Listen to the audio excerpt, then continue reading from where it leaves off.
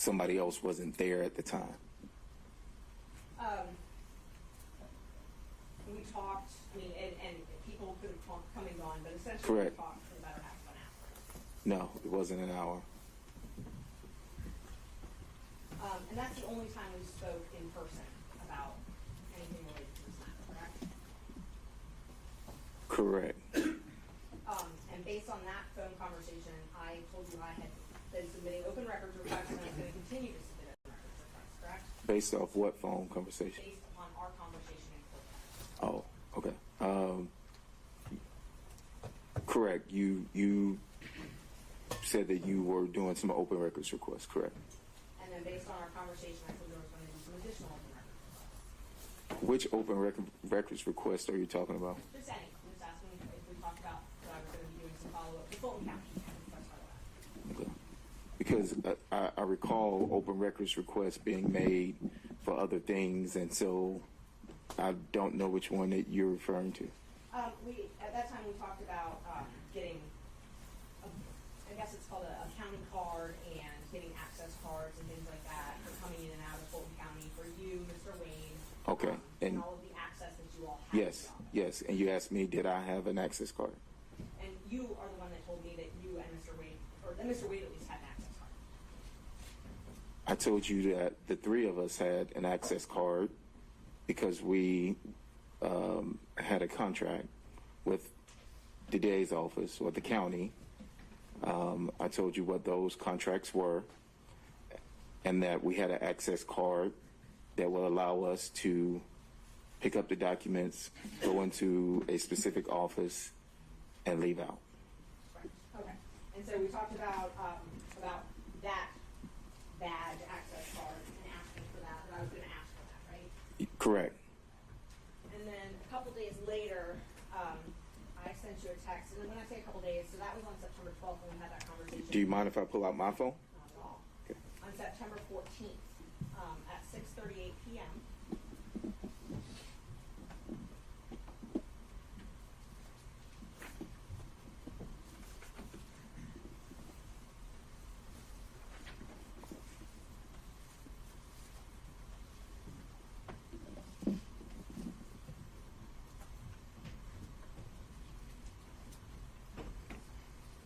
And what day was this?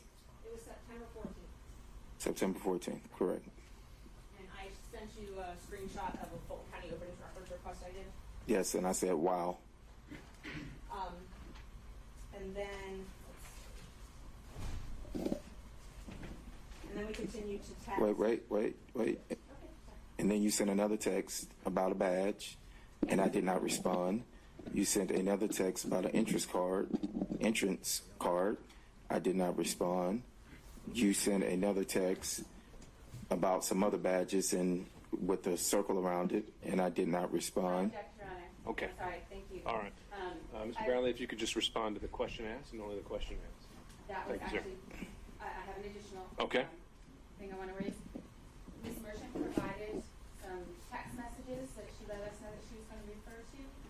The text messages are inconsistent with Mr.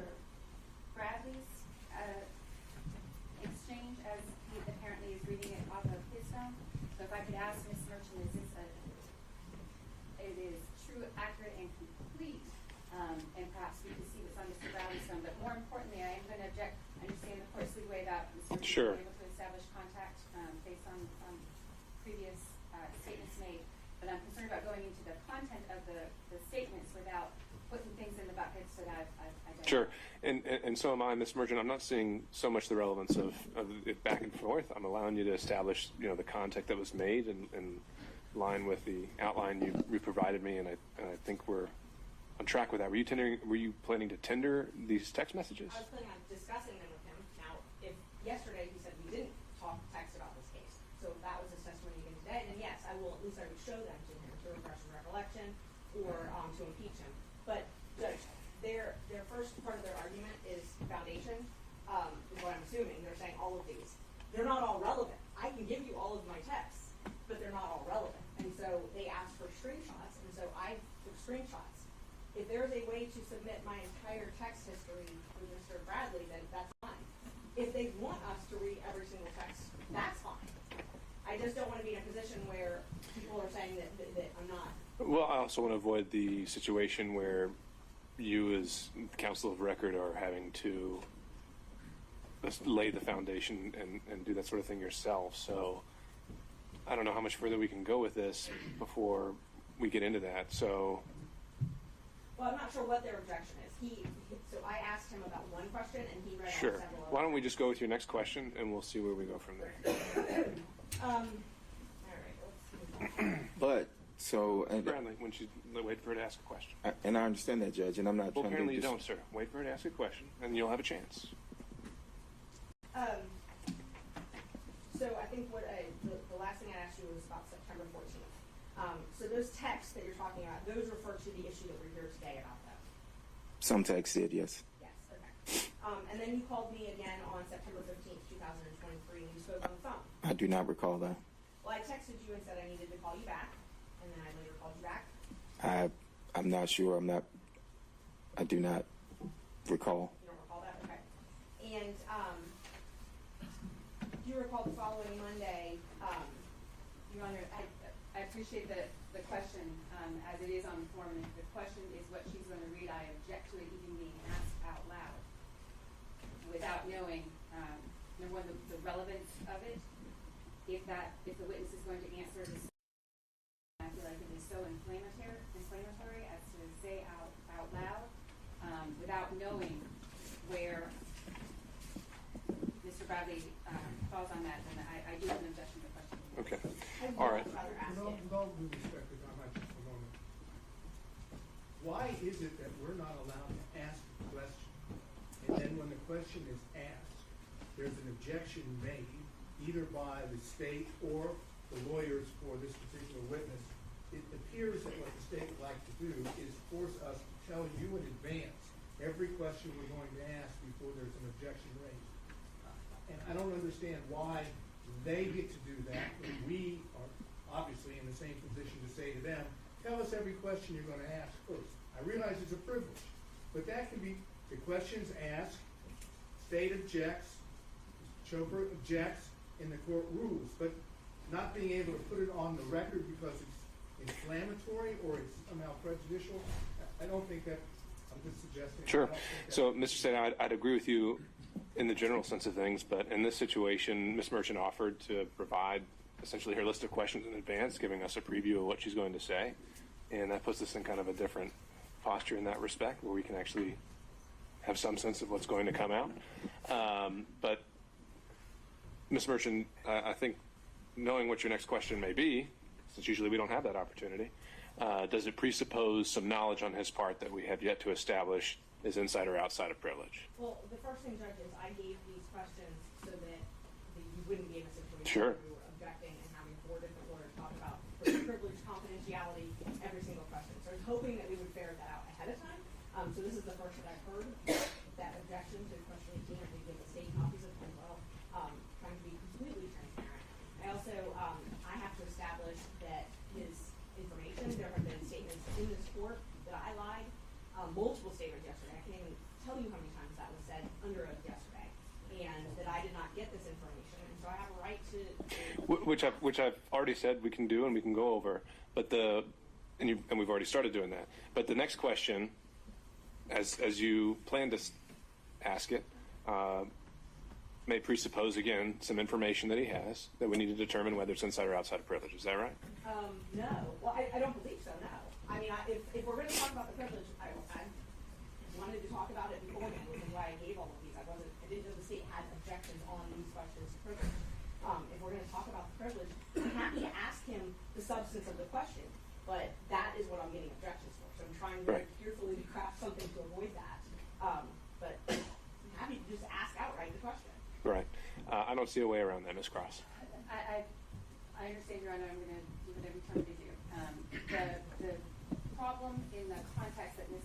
Merchant is posing the questions is, this was our communication, this is what I asked you, this is what you told me, and here are these texts that are supporting it. I understand the court's ruling that based on how things have gone, if Ms. Merchant feels like she needs to establish there was contact and communication, then I don't have an objection to that. However, number one, the text message that exchange that Ms. Merchant gave me is apparently not complete.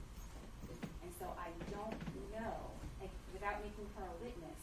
how the state can, we're entitled to, if you can refer to text messages, we're entitled to an accurate representation of what those are. Mr. Bradley's looking at his phone, and that's what he's got. He is under no obligation. Ms. Merchant provided this to us, and I appreciate it. But I can't tell as I'm sitting here to object to an incomplete or an inaccurate recitation if what she gave me isn't complete. So a couple things come to mind. One would be that anything the witness is referring to on the stand, counsel at any point has the right to inspect. And so if that's what you're asking for, Ms. Cross, then I think you have a right to do that if he decided to do that. The other is as I've seen it so far, I don't think these texts are coming in as substantive evidence, but more for impeachment, in which case extrinsic evidence would never be coming in to prove them up, and he either takes her answer or he doesn't. And that's how it works. So I don't see the foundation issue or the completeness issue really playing into it as it comes to impeachment. And Judge, they asked me for the relevant screenshots. I took them. He doesn't have an iPhone. I can't download the entire text message history. I told him they could go through my phone. Like, I'm hiding something. All right, Ms. Merchant. I think at this point, again, I don't see anything extravagant about the next question on his face. I think we need to deal with it as it goes, so you can proceed. I asked you where I could get an affidavit from about the affair, and you responded no, because you didn't think anybody would freely burn that bridge. Isn't that true? If you say so. I mean, I don't. You have your text if you need to refresh your memory.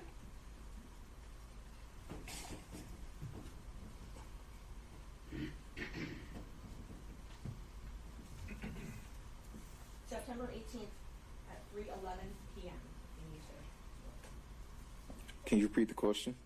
The question is, did I text you asking you if you knew who I could get an affidavit from about the affair? And you responded no. No one would freely burn that bridge. Yes, I do see that.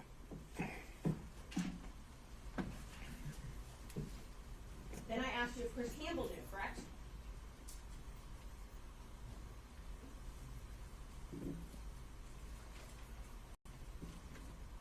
No, you asked me if under oath he would testify. Your Honor, again, I'm going to object to the source of the witness's information about that, whether that's first-hand information or not. And Mr. Campbell, of course, has a privilege too. Well, since Mr. Campbell hadn't even been brought in to this proceeding at all, I'm also wondering about just the relevance of asking questions about Mr. Campbell. It's been objected that I'm not asking about all the texts, and I'm selectively asking, so I'm trying to go through all of them. I would much rather just ask the very relevant ones. Well, I have an objection to her asking. I can't tell if the statements or the testimony provided is consistent or inconsistent without a complete set of this text exchange. And it's not clear in the text exchange what the source of Mr. Bradley's information that he's providing is. And so that is, I know everybody else. And again, I think you're focusing more on the merits than the impeachment value, right? If the sole purpose this is coming in is under those grounds, then you being able to match them up word for word, I don't see that as being a necessary prerequisite.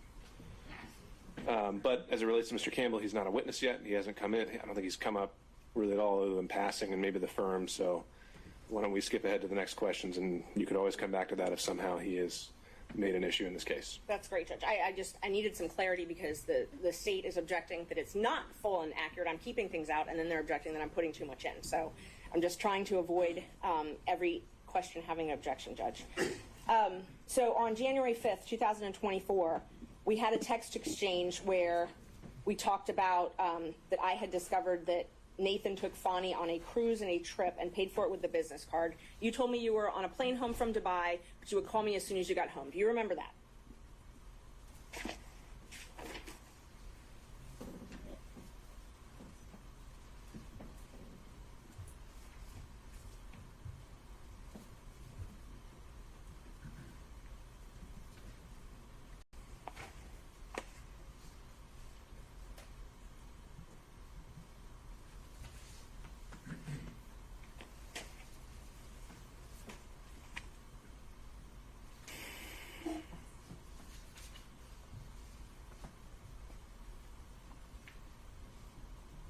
So what I have is a text message from you saying, "Oh my God, Nathan took Fani on a trip to Napa and paid for it with his firm." Okay, continue reading. And you said, "Is he that dumb?" And I said, "Wow, I'm on a plane from Dubai, land at 3. We'll call you as soon as I land." So that is accurate. That's what you told me. That I will call you as soon as I land, and wow? Yes. Yes, that is accurate. And then you told me that you weren't surprised because they took many trips to Florida, Texas, and California.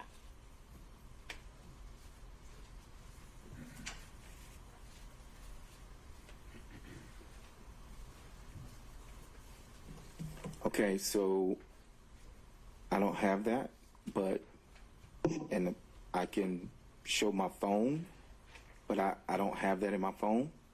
So the question is just, do you recall I do not recall. communicating that to me? I do not recall. All right.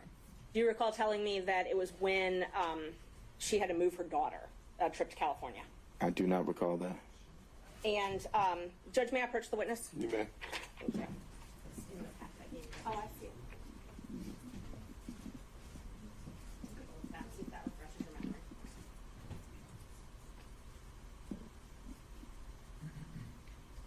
Yes, I see this. Okay. Does that look like, does it refresh your memory? It does not. I mean, I see what's on the text chain, but you said this happened January 5th? I can tell you exactly when it happened. Because there's no date and time stamp on that. Let's see.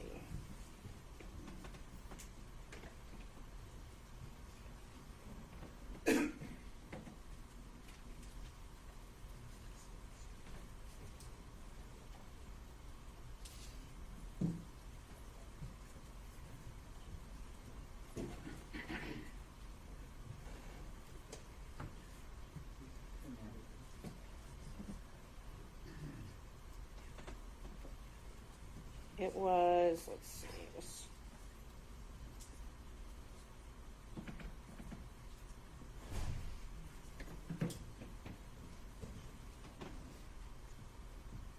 I believe it was January 5th, but just give me one Judge, second. I just want to, on behalf of Mr. Wayne, just to review the objection again. We still don't. To which question? To the current question, we still don't know the source of this information, whether it was privileged or how he obtained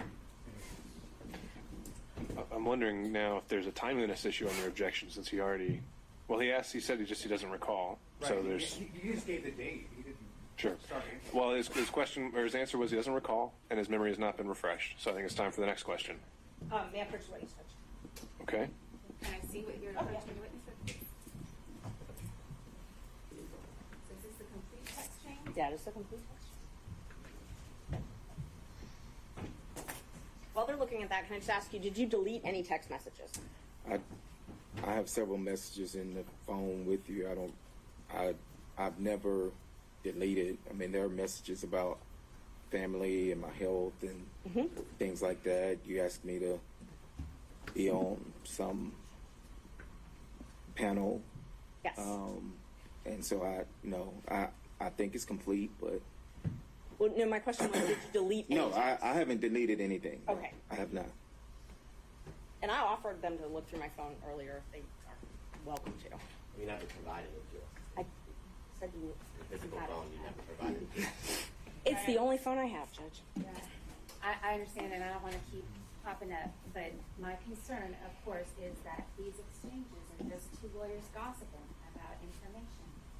And I'm concerned about it coming into the record in this way. I understand impeachment is a thing, but if we could do it in a way that the substance of this gossip is not, that part is not impeaching, the contact is impeaching. So I don't think we've gotten to that point quite yet, Ms. Cross, but you can renew your objection if you think we have. So right now, the sole thing that Ms. Merchant is trying to do is hand him an object to refresh his recollection again. So we'll see where we get with that. And I don't have any way to download it. May I- one- Mr. Sada. The court is a trier of fact. You're going to be able to determine whether something that has come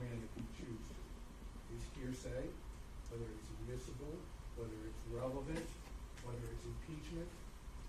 You're in a position that if it all comes in, but you reserve the right, or all parties reserve the right to object, we can deal with it. This is not a jury. We don't have to worry about the jury hearing something that it will no longer consider.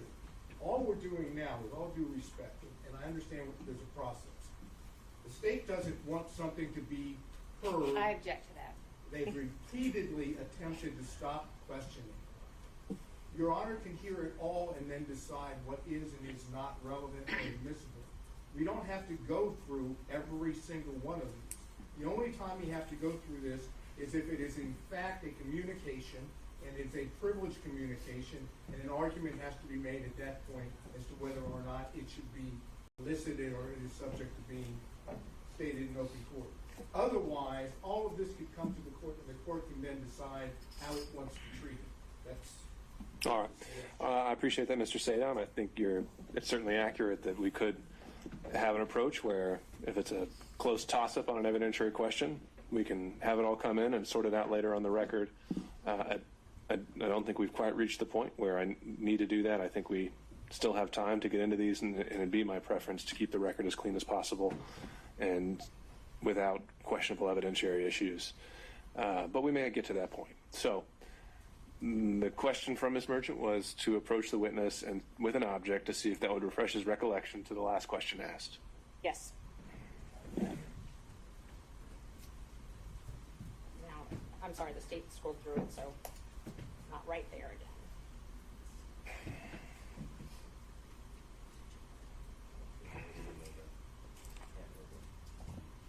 No, I mean like it was on the screen.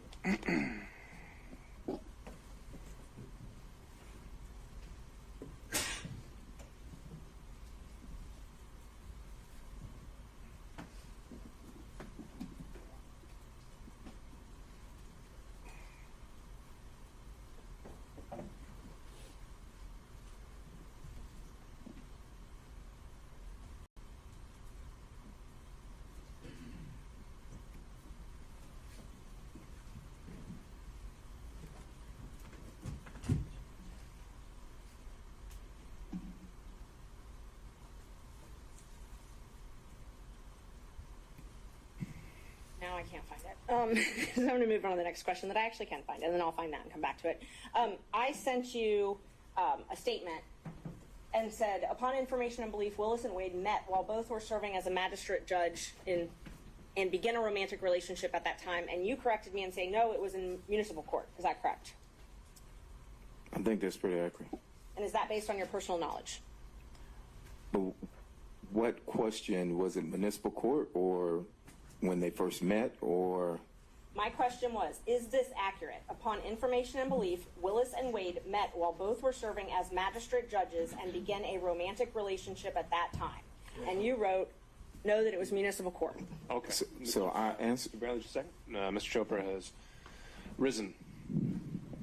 All right. Your Honor, I do have one purpose here, and that purpose has now been met. Any information that Mr. Bradley may possess would in fact have come from his representation of Mr. Wade.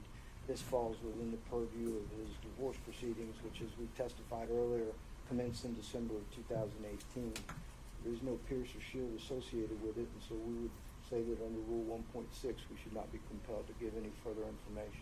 Okay, and as we discussed about before the break, Mr. Chopra, if I ruled earlier this morning that this witness is going to be directed to respond to any question to the extent it falls outside of attorney-client privilege and only attorney-client privilege, meaning 1.6 is not going to bar his testimony in this case, what would be your response then?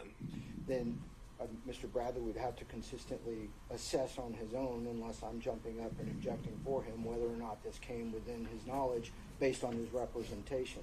Now, I can say based on the phrasing of the question from Ms. Merchant, it would in fact come within information obtained from his partner client at the time associated with the activity in question. All right, Mr. Evans, same issue? I just want to reiterate that it's a compound question anyway, so it needs to be separated out. But it's still based, we just renew the objection that it's still based on gossip, either gossip or privileged communication. He doesn't ever cite the source of where any of this information is coming from, so I just wanted to retain that objection. Okay. Judge, Merchant. as far as privilege, any privilege objection, it's been waived, particularly for this issue because Mr. Wade He did testify on this subject. testified on this subject. Well, he didn't testify as a communication with his attorney about any subject. He testified factually about what trips he took and events that occurred. He didn't testify, to my recollection, about any communication with his attorney. But he testified about the subject matter of the question that was just asked, which was when apparently they first met. Furthermore, Judge, my client wasn't privy to that testimony. We have been under subpoena and therefore under the rules, so we do not know what was or was not Sure. testified to. Everything he says would be a violation of that privilege unless we know specifically what all has been waived. Sure. Unless I make a finding that there was an express waiver on behalf of the client. Yes. Per question. Okay. Sure. Got it. So All for right. this question particularly, Judge, we would ask that you find that there has been a waiver of the attorney-client privilege because Mr. Wade testified to something directly different than what this witness, we believe, has knowledge of. Ms. Cross? Yeah, so Mr. Wade testified as to when they met. That is not the entire substance of the text message that Ms. And began a romantic relationship. Yes. He did not testify that they Okay. were serving as magistrate judges when they began a romantic relationship. All He right. testified differently. Okay, Ms. Merchant, I think you're going to need to establish whether this witness ever gained that knowledge independently or during the course of a attorney-client relationship.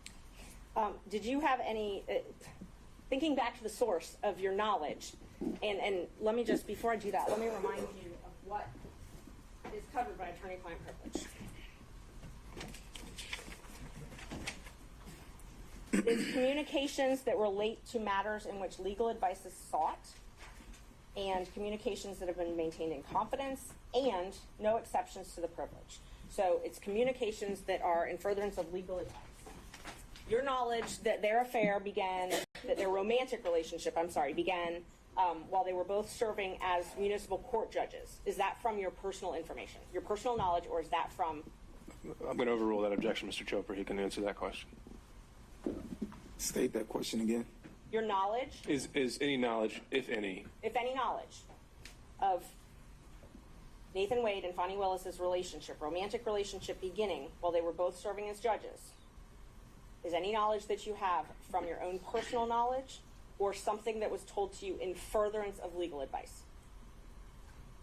I have no personal knowledge of when it actually happened. I was not there. I do not have any personal knowledge, so Okay. I would choose not to answer that question under 1.6. Mr. Bradley, we made a distinction earlier Yes, sir. that it's a bit narrower than that. Okay. 1.6 is I have no personal knowledge, Judge. I apologize. Okay. If you were, That's not a problem. The issue is attorney-client privilege, and so whether what you learned, if anything, was during communications with a client. It was. Okay, Ms. Merchant. and was it that any knowledge that you had as to the truth of that statement, was it told to you in furtherance of legal advice? I'm going to object to that. If that statement is true. That's all right. And the witness has already testified he has no personal knowledge about that. So whether he represented at one point it was true or not true, he has no personal knowledge about that, so could not testify. Prior inconsistent statement, Judge. Do it all the time. That is what the state It's does not a regularly. statement. They bring in, if it's a prior inconsistent statement of another witness, Judge. Mr. Wade Which testified. other witness? I'm Okay. sorry. Okay, Mr. Wade testified. That their relationship did not start. But you can't impeach him with a prior inconsistent statement that's privileged. And so but we haven't gotten over the privilege hurdle. The You said- privilege hurdle we've gotten over with fraud on this instance. Well, that's the first time you used that word. So if you want to make the argument of why that applies, you can do that now. Yes, Judge, the crime fraud exception, it applies because of the crime fraud exception. Which crime and or fraud was committed here? So there's a couple different things, and I want to just address them both because he's raised 1.6 and also raised attorney-client privilege. For the crime fraud exception says the privilege doesn't apply if it's if the existence of it essentially if he has to keep something secret to allow a fraud upon the court to continue. So we've got that. We've also got No, it has to. The legal communications have to have done in furtherance of a crime or fraud. How has that been established? And what crime or fraud are we talking about?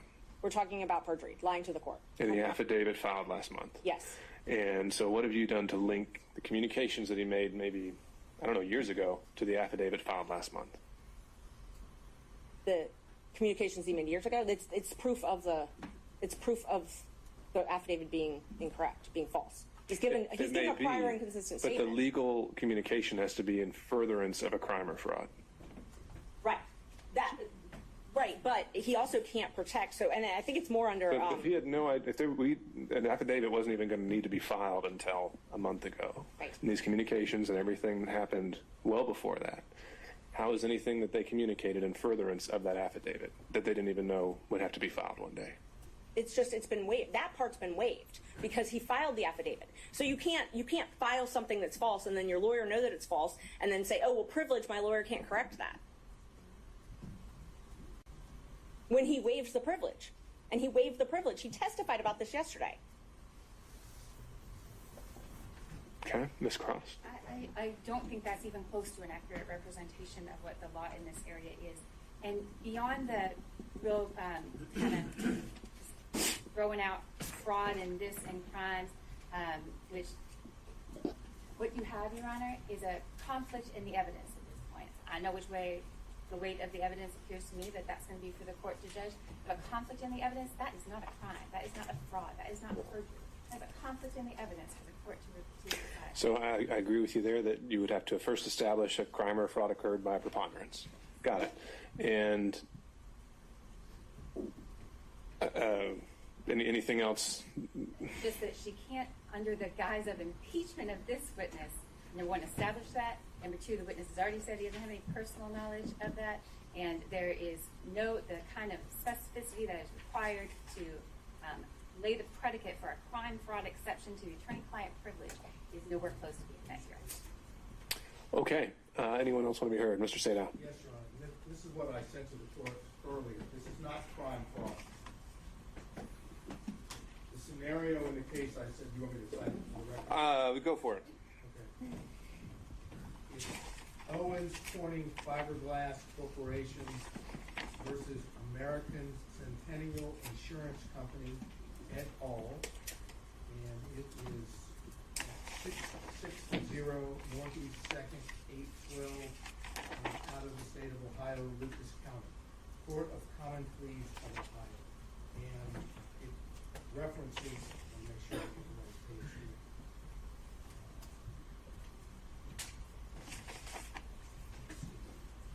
I think it's page 256.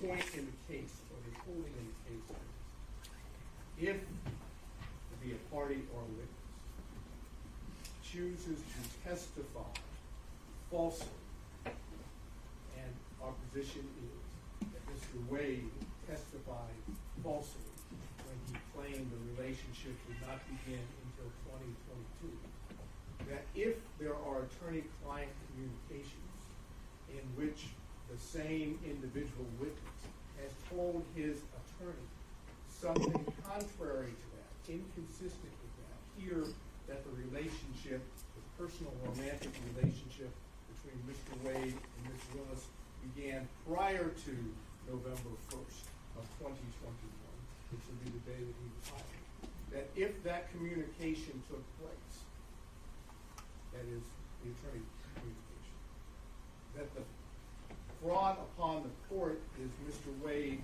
lying under oath about the starting date, and the attorney-client privilege under those circumstances, where that material fact is pierced, and the attorney may be forced to testify to the contrary or inconsistent statement so that the fraud on the court no longer holds. In our situation, that is precisely what we are trying to do. If this witness's testimony, again, and the court may have to hear some of this ex parte in camera to determine, but if this witness is able to testify that Mr. Wade told him under whatever the circumstances may be, that the relationship with Fani Willis began before November 1st of 2021, then we know from what the witnesses testified to Mr. Wade that he lied under oath to the court, and that's a fraud upon the court, and the attorney-client communication to that specific matter is pierced and needs to go into the record. Now, how best to do that? The only way to do that, if it's not in writing, and apparently it's not, is for the court to hear in camera, ex parte, what the communications were that are sought to be kept privileged. If the court deems that it is not inconsistent or contrary to what's testified, then you wouldn't pierce the privilege.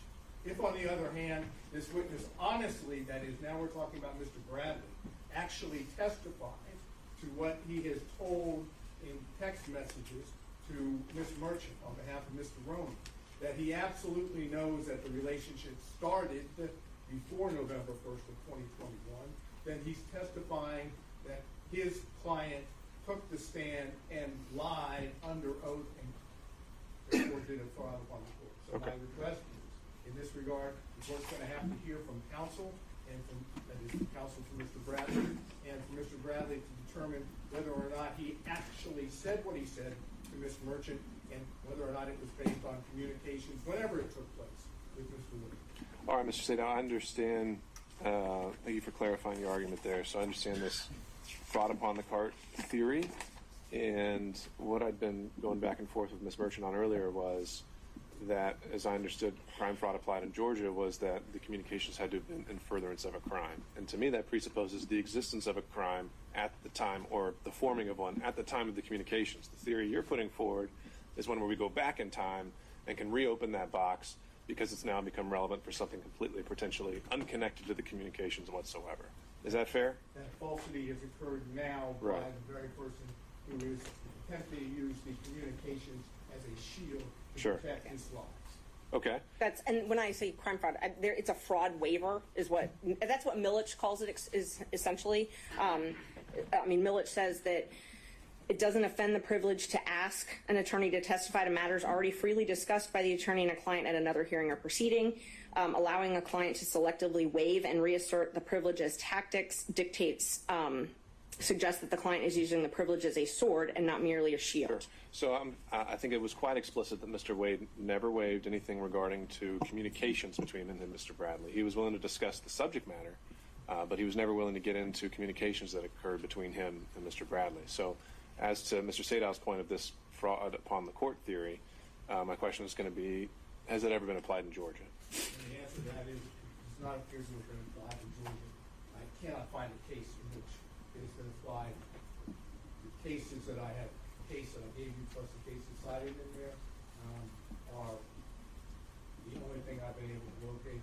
Although I think that the bar rules, if we're going to go back to those, and I don't have them in front of me, that a lawyer should not allow his client to commit a fraud upon the court.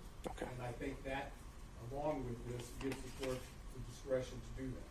And the only way to make the record, even if the court suggests that this is the law that the court should apply, but even if the court disagrees, there's no way for there to be a record about it unless Your Honor does it ex parte in camera to determine the nature of the privilege, which of course Your Honor knows from earlier days is how judges can do it with the Fifth Amendment privilege. They can do it with any privilege as long as it's ex parte in camera. So what I'm asking the court to do, because when I get up, I'm going to ask you directly. I'm not going to go through this that's going on now, to find out whether or not Mr. Wade has ever told Mr.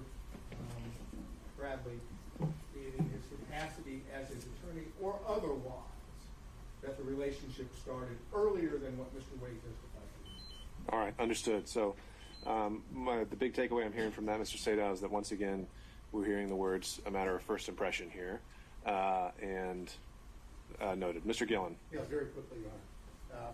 Number one, apparently now he's claiming a privilege, which he certainly did not assert when he was communicating a text with Ms. Merchant. Sure, but do we have any indication Mr. Wade waived it and allowed him to communicate by that text? We know what he did.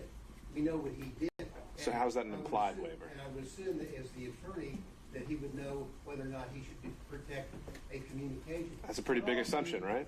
Not all communications are protected, number one. Number two, let's not forget how we started on this journey with the state getting up and making very serious allegations against Ms. Merchant, asking for sanctions, saying all of her representations were inaccurate. And now they are doing whatever they can to block access to that information, which shows exactly what she said was exactly the truth. What they're trying to do is they're trying to say to the court the 100% accuracy of Mr. Wade's declaration and of his testimony. And by the way, please, Judge, don't let Mr. Bradley tell you what he knows, because what he knows is that this relationship, based upon what we see from the text and what we've seen in the context, we show that the relationship started before November 2021. So I think we have a waiver issue, and parenthetically on the issue of crime fraud, Your Honor, the issue about crime fraud is whether or not in any context the communication would be not in furtherance of a crime at that time, but it could be for any particular crime committed by the client in the future as well. It doesn't have to be something that's being committed at the time. I will also note that when you look at the attorney-client privilege, the law basically says, look, this is a privilege which blocks evidence from coming in. And so in order to have that, they have the crime fraud exception, which is a very low standard once a prima facie showing has been made, which I believe has been done by Ms. Merchant. All right, let me clarify one thing, Mr. Bradley. When you testify to personal knowledge, does that include anything you may have seen, heard, outside of communications with a client? When you say you lack personal knowledge, does that include anything you may have seen or heard outside of communications with a client? And you can tell me if that question is horribly phrased. Try again. You try to rephrase it for me, Judge. I'm sorry. Okay. When you say you lack any personal knowledge, Yes, sir. does that also mean that and include anything you may have seen or heard outside of communications? Outside of communications with my client. That's correct. Okay. And communications that were made, if any, that relate to the subject that you were asked to, were there any other third parties present that may have resulted in a waiver of privilege? Including texts. Am I answering your question or her question? My Okay. question. Are there any other third parties ever present with you and a client that would have resulted in a waiver of these privileges?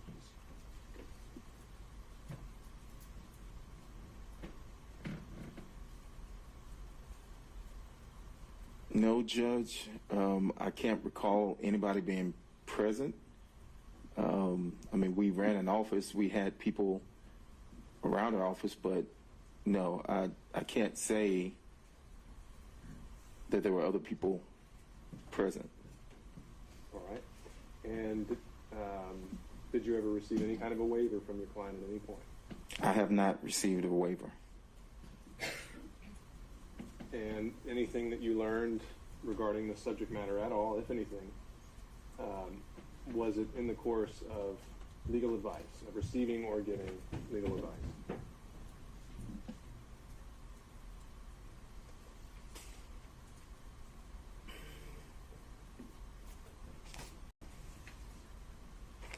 That's a broad question, Judge, to answer, because the advice was given, and then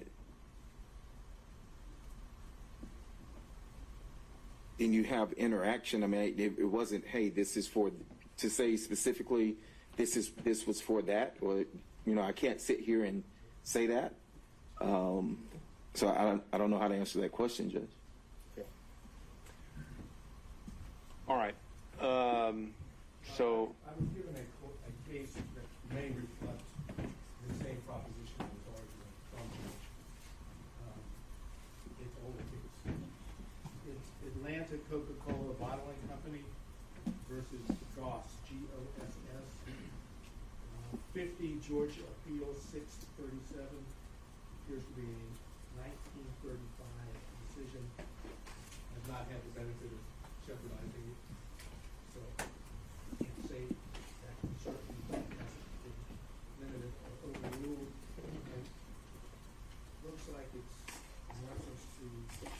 head note number 2, at least the one I'm looking at on the computer, and language that is in the case, okay, is as to violations of law or commission of fraud, the protection extends only to communications after the act or transaction is finished. It does not cover communications respecting proposed infractions of the law in the commission of the crime or perpetration of the fraud. And then it cites some cases. And then it goes, the privileged communication may be a shield of defense as to crimes already committed, but it cannot be used as a sword or weapon of offense to enable persons to carry out contemplated crimes against society's frauds or perjuries. So our position, as I indicated before, is the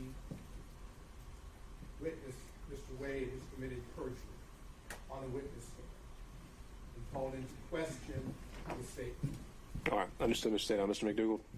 Your Honor, this is adjacent Georgia law, perhaps not controlling it. I'll explain that in just a second. That's Rule of Professional Conduct 3.3A2.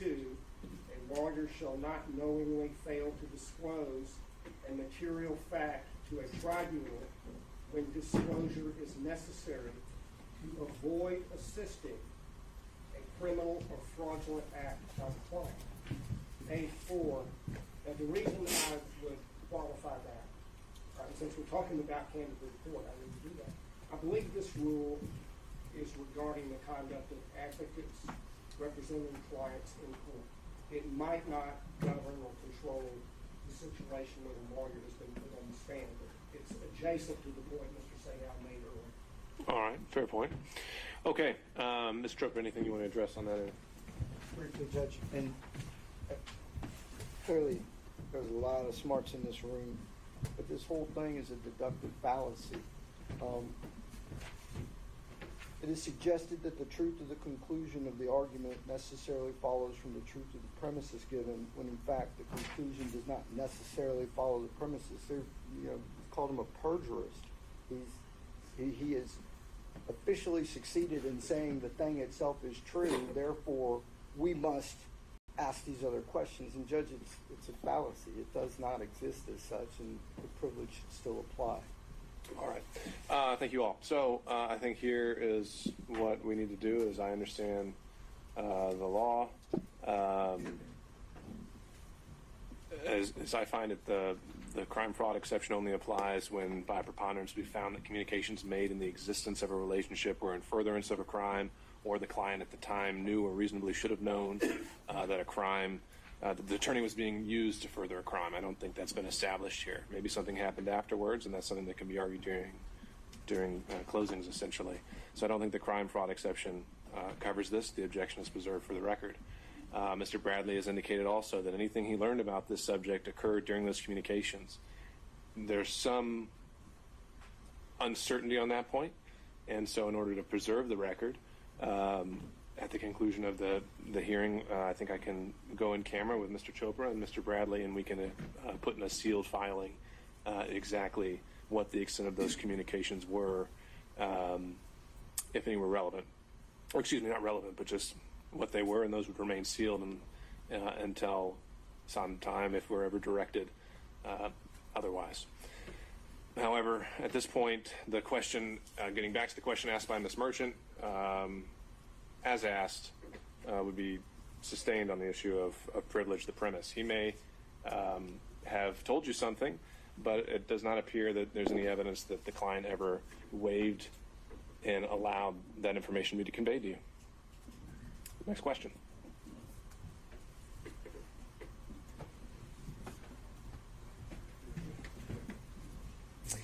Thank you, Judge. All right, let's see. So we talked about Ms. Willis and Mr. Wade coming to and from your office and security details following them. Do you recall that? Do I need to look at my phone? No. Or can I? Just asking if you recall. Oh, do I recall? I think I did, yes. Do you recall security taking Ms. Willis to your office? I'm going to object to that. Does he recall Actually, I Ms. take that Willis back. No, taking? I don't. But you can answer the question, sir. I do recall security detail bringing Ms. Willis to my office. Okay. Do you recall approximately when that was? I do not. And was that on more than one occasion?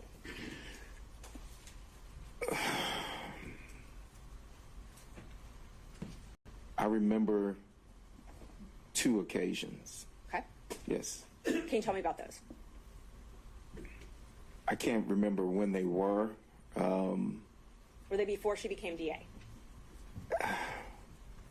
So I don't know if she had security detail before she became DA. So, I mean, if she was sworn in, or I don't remember the dates, but I do remember.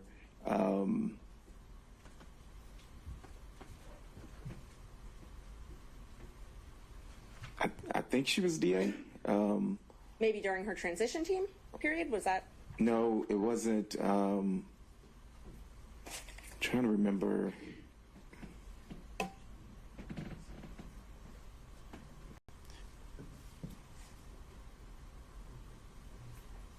She would have had to have been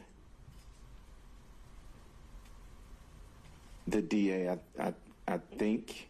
And I don't want to go on, I think. But I do remember twice her coming to our office, correct?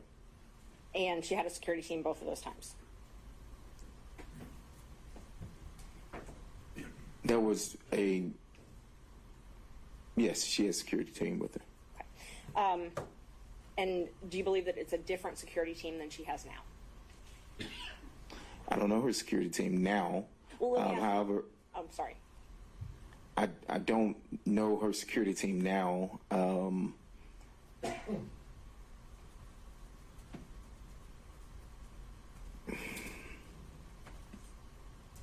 I don't know her security team now. You remember telling me that it changed at some point, her security team.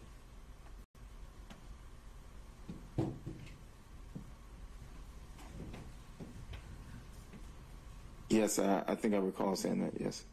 And that the most likely people that could testify or had seen things about them having a romantic relationship early on would be the original security team. I don't recall saying that, no, but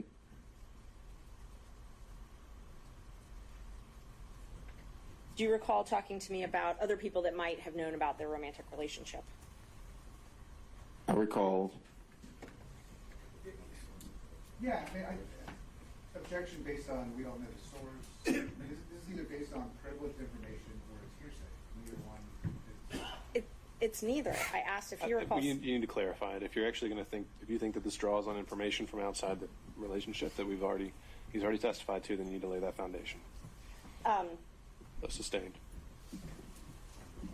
Are you aware of other people that you believe would have known about when their relationship began? I object to the relevance of that. Again, the witness has testified he has no firsthand information of it. Anything he knows about the topic came from representation.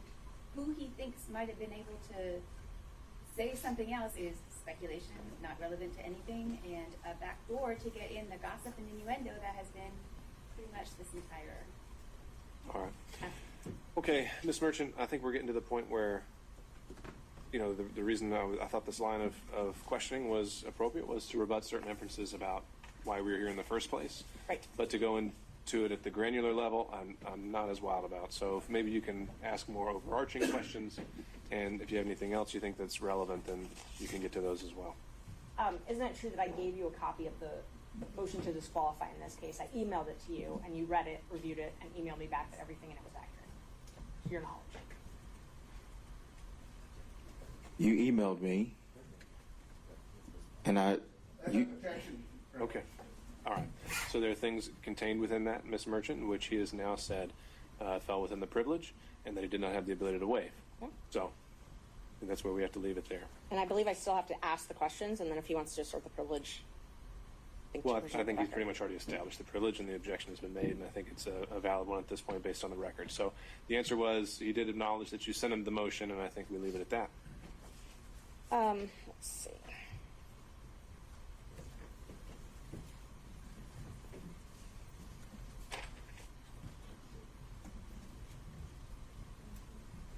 And you had knowledge about an apartment, and I'm not asking what Mr. Wade told you in furtherance of legal advice, but you had knowledge about an apartment in East Point or a condo in East Point that was owned by someone, and Miss Willis was staying there. Judge, privilege. I think in the way the question's phrased, she qualified that, so. I did not have knowledge. You did not have knowledge. I did not have personal knowledge at all. No, So no knowledge outside of what is privileged. that's correct. Did you have texts between yourself, Miss Willis, and Mr. Wade? Do I? Have you ever? I have. Maybe once or twice, but Did Mr. Wade ever ask to use your credit card to pay for trips? Objection. On On privilege, I mean, we still the same thing. just asking him to use a credit card, how's that in the nature of furthering a divorce proceeding? We would tell you.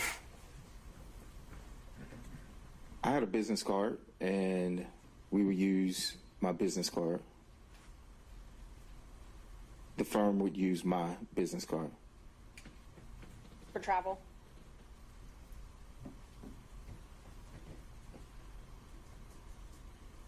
Are you asking if I use my business card for travel? Would Mr. Wade use your business card for travel?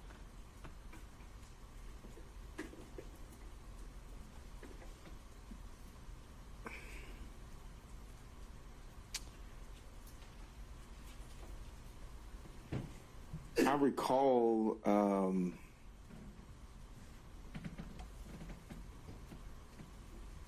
I recall a trip, but I don't know if that trip has anything to do with this case. So I do recall him using my card once. When was that? I don't even know when that was, and that's not true. I recall him using my card once, but I cannot remember what that was for. I do remember it was a trip, but I cannot accurately state, where it was and who it was with or anything like that. And he paid you back for that trip in cash? I can't remember how he paid. I think it was. I mean, I'm not certain if it was cash or a check. We routinely would use my card for filings, for paper, for whatever stuff with the office. But this And so, oh, I'm sorry. We're done. Sorry. and so he would, whether he paid me back in cash or whether he wrote a check, it was paid back to the business card. But this was the only time he had used it for travel.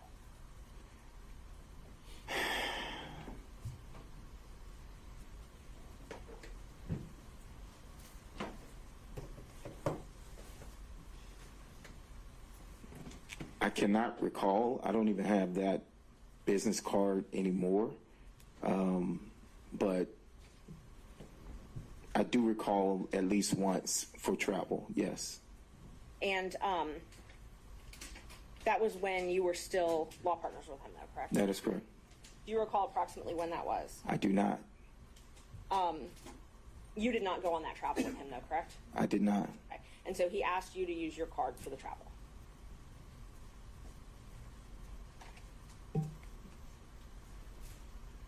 Yes, I mean, I'm assuming.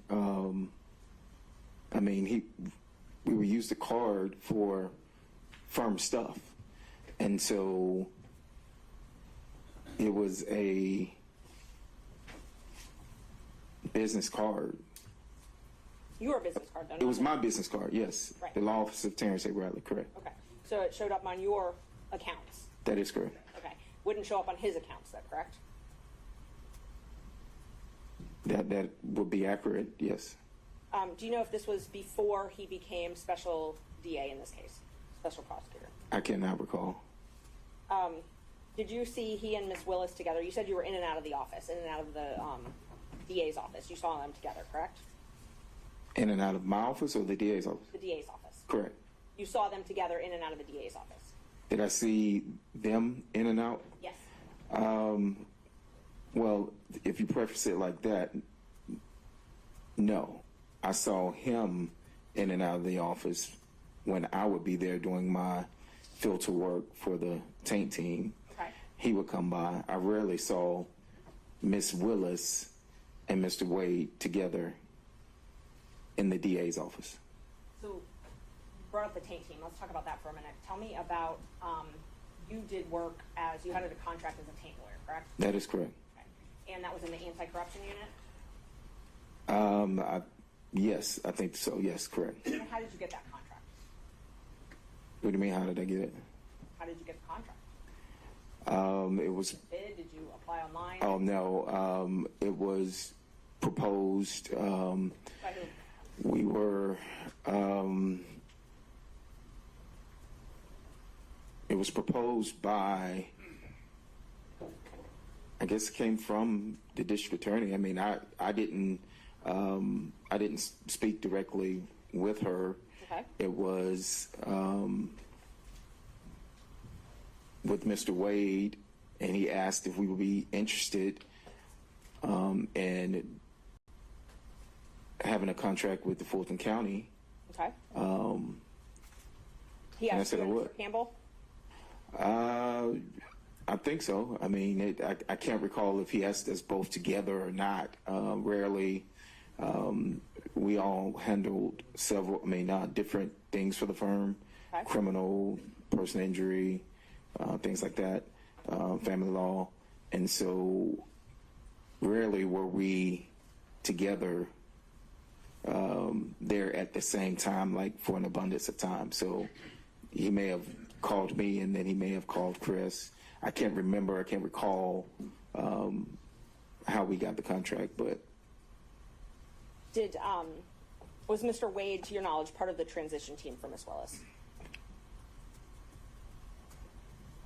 to my knowledge, he was part of the transition team. Did he spend a lot of time at that office during this transition period? He did.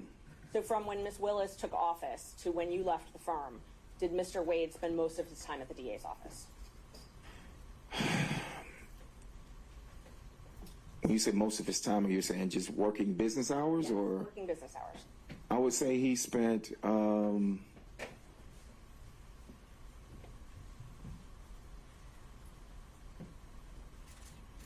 I would probably say he spent majority of time. If you say over 51%, I would say yes, he spent over 51% of his time. Okay. And that was the entire time from when she took office to when you left the firm?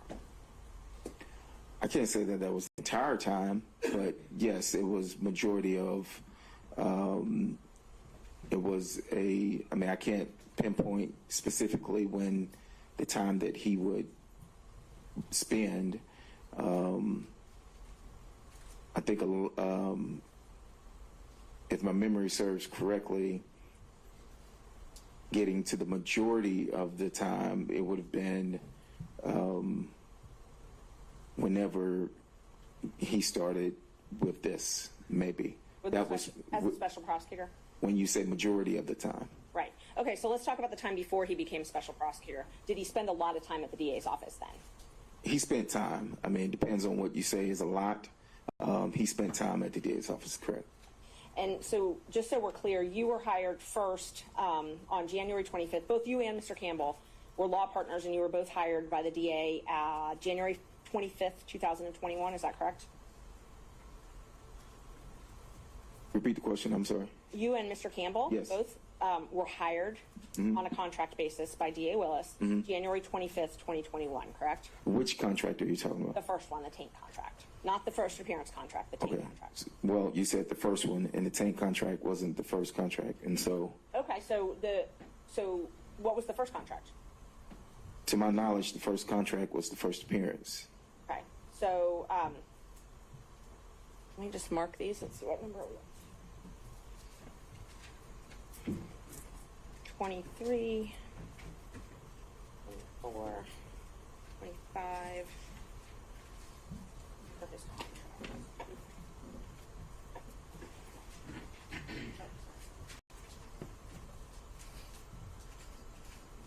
Judge, when they're done reviewing these contracts.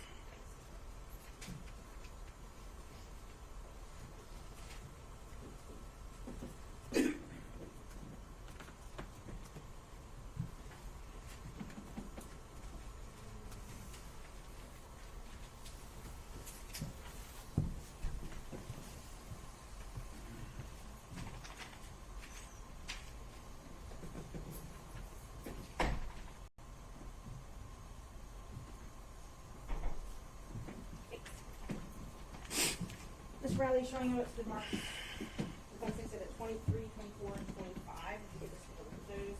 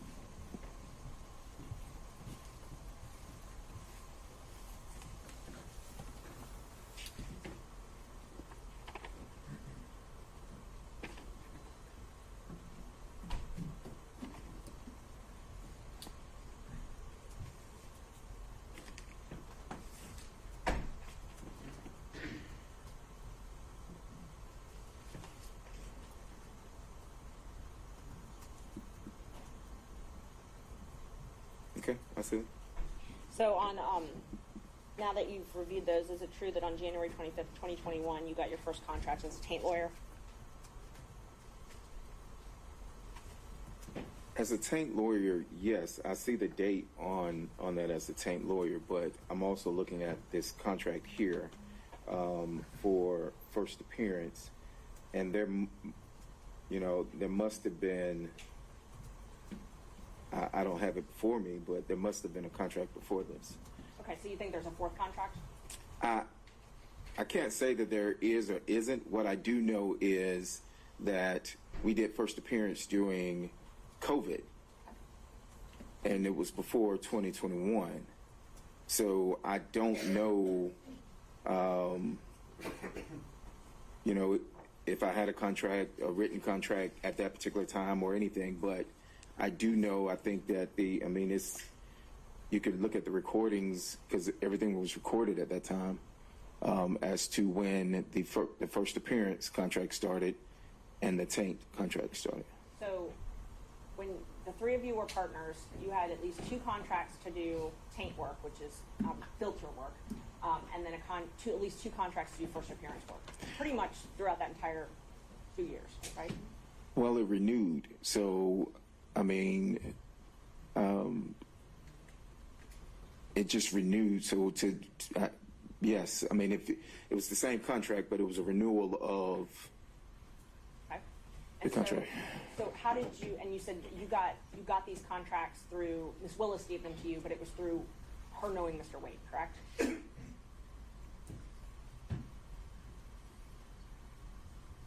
Yes. I didn't have a meeting with Ms. Willis or anything.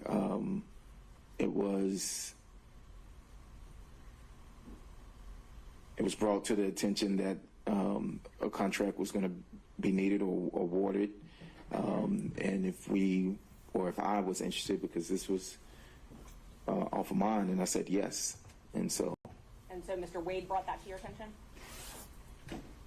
he asked if I was interested in doing the contract, correct, and then after that is when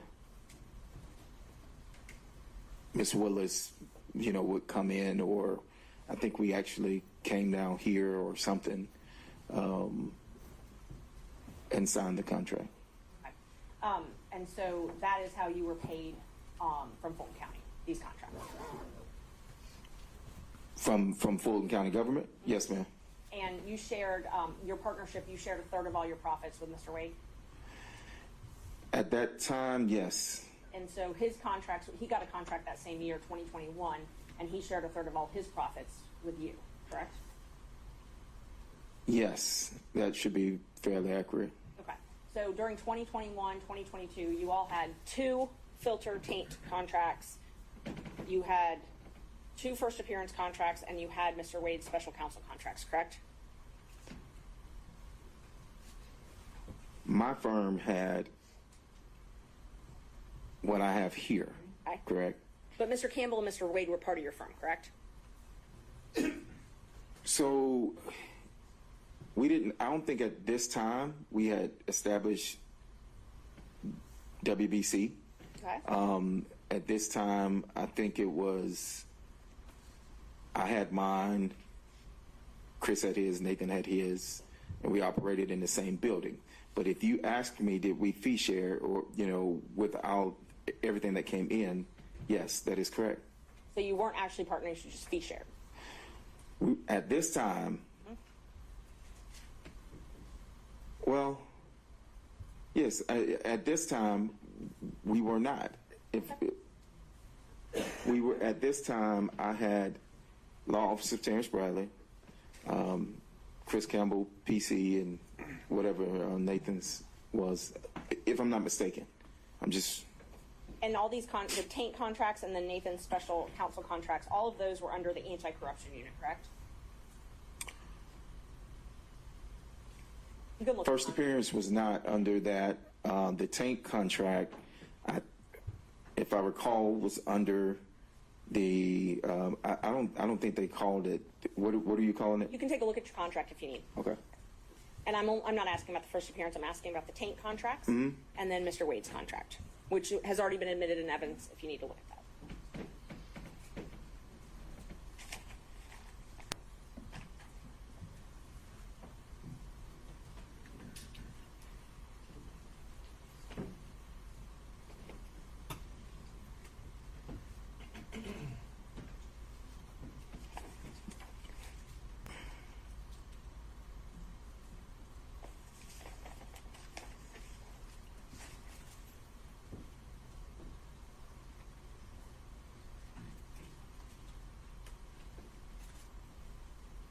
Let me know when you're done reviewing.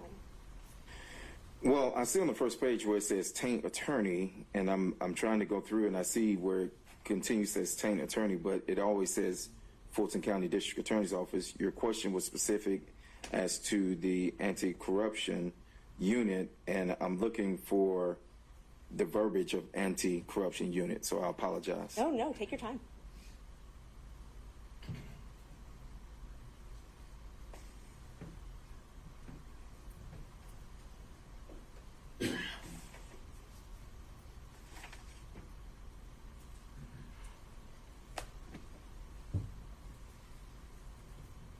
And see, on both pages, it starts out Fulton County District Attorney's Office, and then it just goes to initials FCDA, unless I'm overlooking where it says the anti-corruption unit, then the contract was with the FCDA.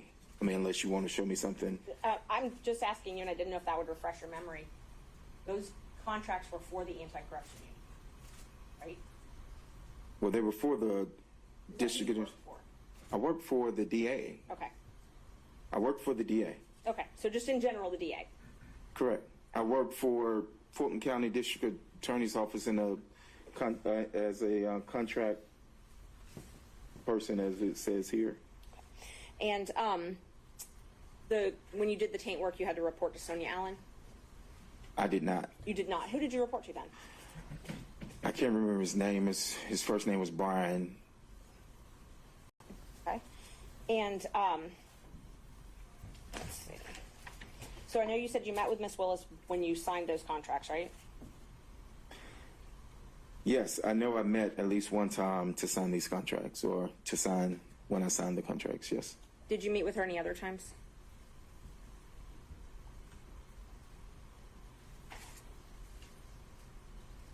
I did not personally meet with Ms. Willis any other time. When you say meet with, what do you mean meet with? Talk with her, meet with her.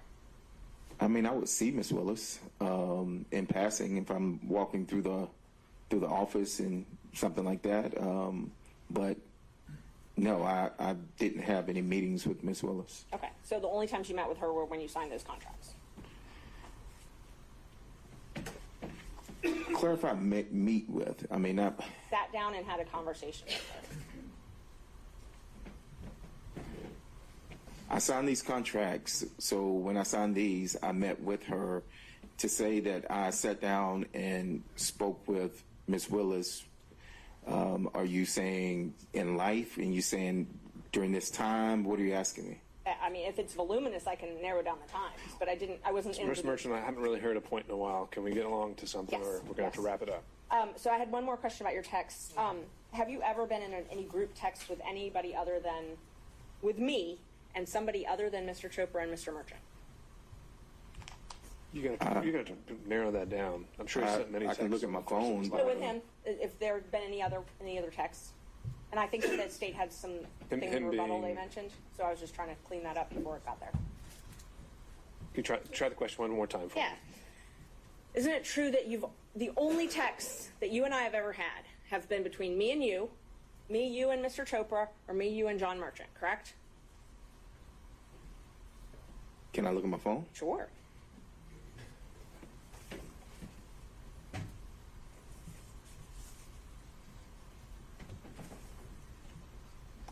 And what's the relevance of that, Ms. Merchant? They've said multiple times that there's this third party that we've talked to, and I'm trying to establish there's no third party. And I don't know why it was relevant, but the state's argued it, so. Well, if Ms. Merchant doesn't know why it's relevant, then maybe it might Okay. become relevant later, but right now. Ms. Merchant, I think you've been able to show Okay. what maybe launched this and answer the state's initial claims, and so let's get back to the core of what we were here for this hearing. Do you have anything else relevant to ask this witness? Yes, just a few more questions. After it became known that you were placed under subpoena, did you get a call from Gabe Banks? I did. And was he trying to determine if you were going to be giving information in this case? I don't know what he was trying to determine. He stated that it was an odd. I had not spoken to Gabe in a while. We are colleagues. We are friends. We are in the same fraternity, Gabe and I. And when he called, it was out of the blue. But he did call, yes, ma'am. Okay. And you relayed that to me as well, correct? I did. And then you also got a call from your best friend who was relaying a message to you from Mr. Wade, correct? No, I got a call saying that he got a call, not that a message that was supposed to be relayed to me. The call was. I'm going to check if there's a hearsay, the response of public hearsay. Thus far, it hasn't, but Sure. So here's the objection as to the contents of the call, Ms. Merchant. I believe the contents of the call were to remember your privilege. I took that as a threat. I think Mr. Bradley took it as a threat, and I think he would testify to that. And hasn't testified to it. And he also said there wasn't any message relayed by Mr. Wade or any party. well, no, he didn't say it was by any Right, party. Mr. Wade. So assuming he did hear something from a party, what's the hearsay exception for that, Ms. Merchant? I believe that it was a threat, so it's a statement against interest. I'm sorry, it's a if he took it as a threat to influence his testimony, then it's not hearsay, then it would be admissible. All right, so I did not take it as a threat. if you're saying it's to the effect on the listener, perhaps, Yes. then we'll go from there. Were you told to remember your privilege? No, the witness just testified he didn't take it as a threat. Understood. I'll overrule the objection, and the testimony will be given the weight it deserves. Can you repeat the question? Were you told to remember your privilege? Your Honor, can we, I was not. a witness, there may be a potential witness now in the courtroom, because the person that Ms. Merchant is referring to is sitting in the courtroom. Well, if that witness hasn't been told to testify, then I don't see any sequestration issues. I don't know who it is. I don't know his All name. right. Okay, and so were you told anything to that effect, Mr. Bradley? Repeat the question one more time. But so I was not told, remember my privilege. Something about privilege. Remembering that. I do recall privilege being mentioned, but it wasn't remember your privilege or, a threat of any sort. But you immediately called me after. No, I called someone else after. You called me quickly thereafter. I talked to you that day, yes, ma'am. Okay. Thank you. Mr. Sadell. Your Honor, because this is a defense witness, is it the state's first cross? Have we- Because how we had been doing it yesterday. No, actually, we're doing it just this way. Yeah, I've been. Okay. This is I the first time apologize. he's gone, and then we go through all the defense, and then you'll have your chance.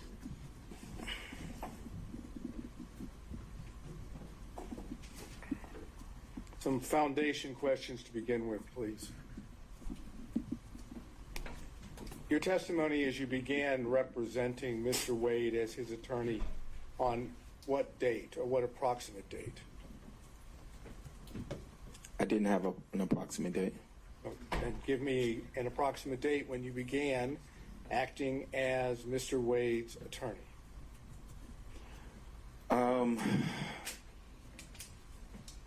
I would say it was, if I'm speculating.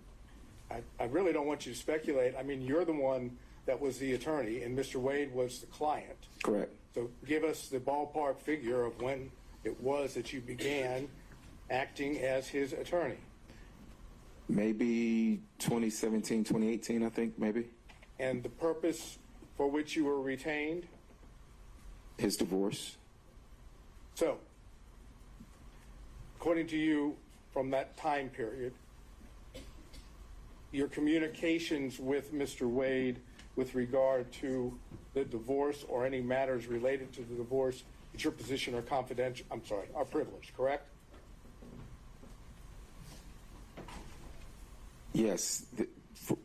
Yes. Okay, good. Now, did you ever meet with Ms. Willis and Mr. Wade prior to, and everything I'm asking you is prior to November of 2021, okay? Okay. Keep that in mind. That's, Why are you yelling? I don't think he's yelling, Mr. Bradley. He's just speaking up. All right, Mr. Sadell, let's go. okay, thank you. Prior to Mr. Wade getting his contract with Fulton County, which was November 1st of 2021, okay? Please keep that in mind. November 1st of 2021. Right. Did you ever socialize with Mr. Wade and Ms. Willis prior to November 1st of 2021?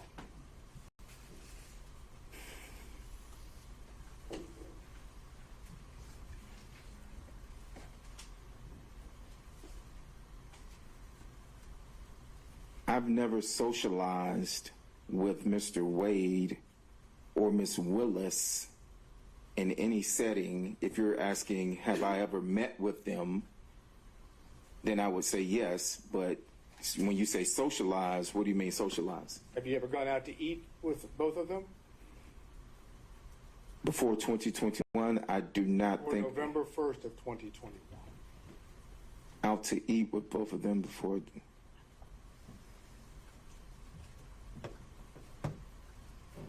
When was she sworn in? I'm sorry. When was she sworn in? There was a dinner before. When she was sworn in that I attended. Shaquille O'Neal was there, so it was like her inauguration dinner. So I'm thinking that's before 2021. So I would say Let's yes. assume for purposes of my question that Yes, sir. that's in early January of 2021. Oh, that is early January 2021. So yes, it will be before November. So if it was January, yes, that dinner would have been in, I'm assuming, January. Okay. And any other time that you socialized, went out to eat, went to anyone's home, you know what socialized is? Exactly. So no, I did not socialize with Mr. Willis. With Miss Willis and Mr. Wade. So prior to November 1st of 2021, did Miss Willis come to your offices? Your offices, the offices that you shared with Mr. Wade. I think she came once or twice to our office, correct? And the purpose for which she came? I don't know. We had separate offices. I do recall.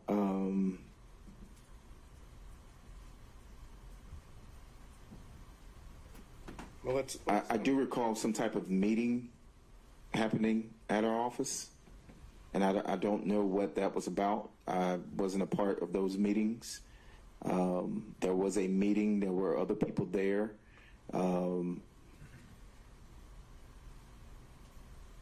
There were other people from the, I want to say DA's office there, maybe. Okay, let's go back to the basics. Ms. Willis came to your offices, together offices, on a couple different occasions. I recall Ms. Willis coming to my office at least twice. And on at least one of those occasions, or you tell us, did Ms. Willis meet privately with Mr. Wade in his office that you observed or heard? I can't recall. You can't recall. No. Did she ever meet with you in your office? Ms. Willis now. Privately in my office? No. I've never met privately in any office with her outside of signing this contract. Did Mr. Wade, prior to November 1st of 2021, ever talk to you about socializing with Ms. Willis? I can't recall. You can't recall? You're asking me if he ever mentioned to me that he socialized. With Ms. Willis, correct. And I'm saying I cannot recall if he socialized with Ms. Willis, if he ever mentioned to me that he socialized. Did he ever mention to you that he ate or went out to dinner with Ms. Willis? Again, time period before November 1st of 2021.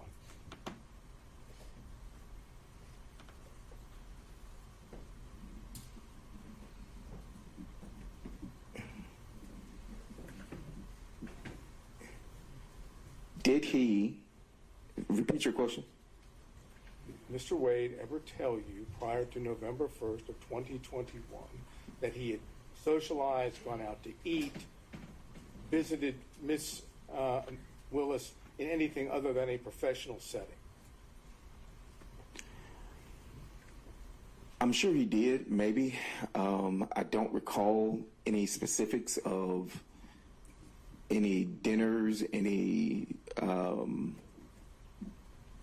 specific places. It's been 3 years ago, the time frame, but I do not recall at this time whether or not he ever mentioned any dinners or socializing. Did Mr. Wade mention to you that he visited Ms. Willis at Ms. Willis's then current abode, which would have been a place, not her original house, but a place she was staying in the period of 2021 before November 1 of 2021? And his question is, did Mr. Wade ever tell you that he visited Ms. Willis at her house? I don't think I can answer that. Yeah, privilege based on communication with my client. All right. Mr. State, if you want to try and rephrase the question, you can, but otherwise that would be sustained. On both grounds or just on the privilege ground? Just, I didn't hear a second ground. It was a hearsay ground. Oh, that would be on privilege alone. Did you talk to Mr. Wade at all about his relationship with Ms. Willis prior to November 1st of 2021? I think he's just laying a record, Mr. Wade. It's okay. And so on those same grounds, Mr. State Allen, all subsequent grounds, apparently the relationship with Ms. Willis in any way is covered by privilege according to this witness. Well, I think the key words, respectfully, Your Honor, are according to this witness. So I'm trying to drill down to see if there are communications that are not within the privilege. Sure. I can. So then we need to acknowledge the privilege in the form of your question, right? You're asking me to ask it as in a way saying, are there any non-privileged? Essentially. Okay. Did you ever communicate with Mr. Wade prior to November 1st of 2021 about Ms. Willis that was not privileged?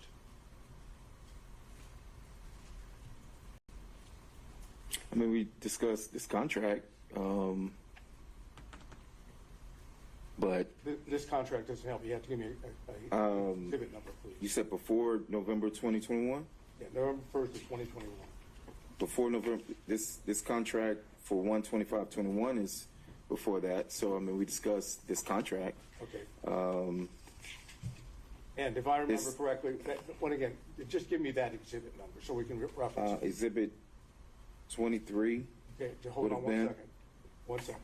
On Exhibit 23, did I understand you to say that it was Mr. Wade that effect brought you and Ms. Willis together for the contract?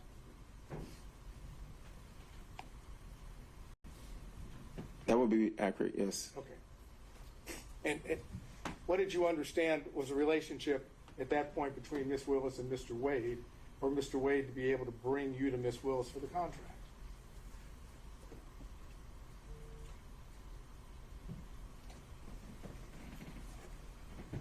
It's not a hard question. It's No, fairly I'm simple. just, state that again? Mr. Wade is the one that basically says to you, go see Ms. Willis about this contract, right? Mm-hmm. That's a yes, correct? Yeah, yes. So Mr. I Wade apologize. had to have some knowledge, you would assume, Yes. right? That you going to Ms. Willis might bring you the contract, I right? never went to Miss Willis. So I stated I never went to Miss Willis.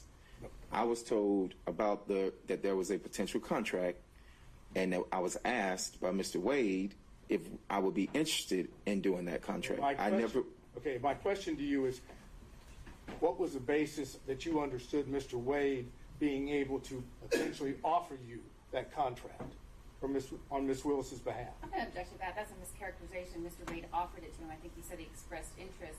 And also, I don't see the relevance of this at all. So just in terms of relevance or phrasing, I'll overrule on those grounds. So the question that's standing unobjected to, Mr. Bradley? Can you repeat the question? You've explained to us how the contract Yes. came to you, correct? Yes. And my question is, what was your understanding of the relationship of Mr. Wade and Ms. Willis for it to have been offered, or whatever word you want to use, for him to have said, expressed to you whether you had an interest in the contract? Privilege. Okay. All right. Mr. Evans has invoked privilege on my question, so Mr. Sano, I think you need to clarify whether Was it a privileged conversation that you had with Mr. Wade that let you know about the contract? or it was the relationship was the question you're focused on. Is the nature, no, I'm trying to do it in such a way, and I understand what the court said. Was the relationship that I asked you about just now between Mr. Wade and Ms. Willis that gave rise to the contract? Did you know about that relationship as a result of an attorney-client communication? No, I knew of that through whatever work they did together as municipal court judges. That's And how did you know that? Who told you about the work that they did together as municipal court judges? Mr. Wade told me that they did work at some conference. Okay, now, this would have been something that Mr. Wade said, according to your time period, at the time that you were representing Mr. Wade, correct?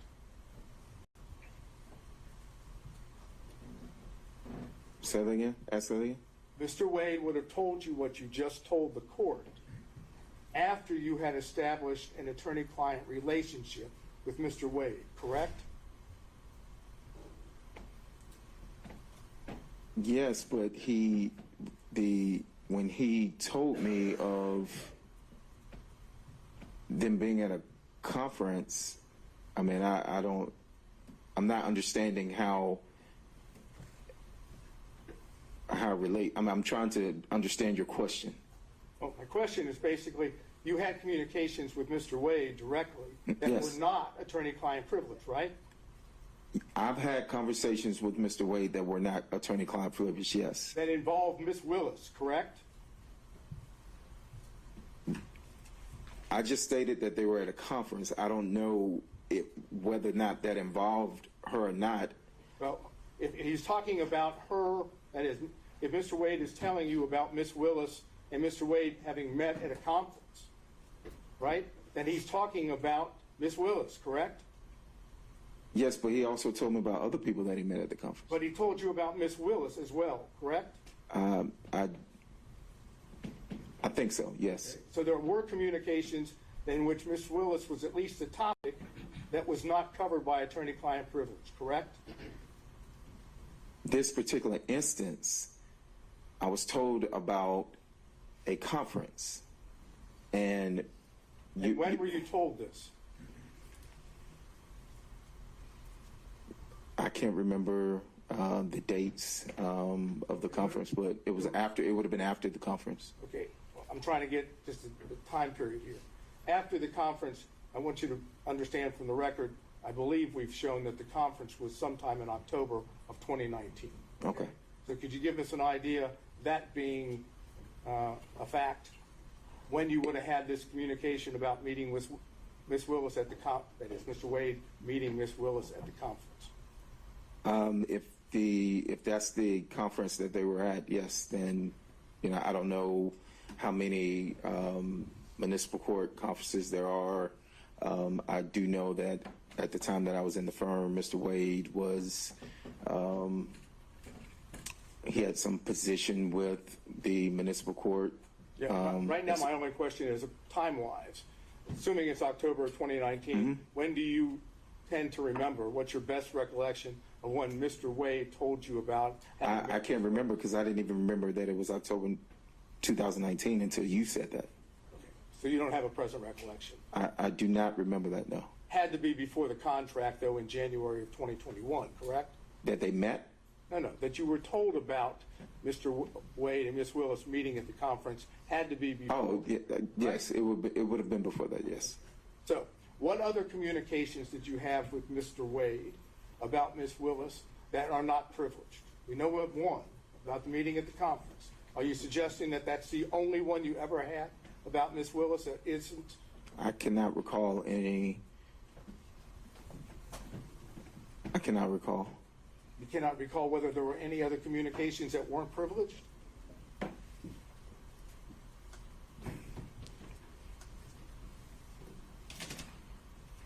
No. I'll be specific, and I understand there's probably going to be objections, but I want the record to reflect. Did you have a conversation with Mr. Wade prior to November 1st of 2021 about Mr. Wade dating Miss Willis? Mr. Wade has risen. An objection is sustained for the record. Excuse me, Mr. Evans. Say that again. You don't have to answer the question, Mr. Bradley. Next question, Mr. Sedon. Well, I understand it's been objected to and the court has sustained the objection. Can you tell us the circumstances in which, that is, under which Mr. Wade may have told you about dating? What I want to do is try to figure out if we can, you tell me if you want me, if I can do this. I'd like to know how the communications themselves took place, where they took place, how they took place, under what circumstance, whether he was at the time providing advice or seeking advice. So those are the basics. If I can ask as to all those, but if the court's going to sustain the objection to those, then I don't want to waste your time. And that's something I'll cover in camera. So I'll note the question and your question for the record, and I'll sustain the privilege objection to that. Okay. All of this prior to November 1st, 2021. Okay? I'm going to show you two text messages. I don't have a hard copy. Text message? This is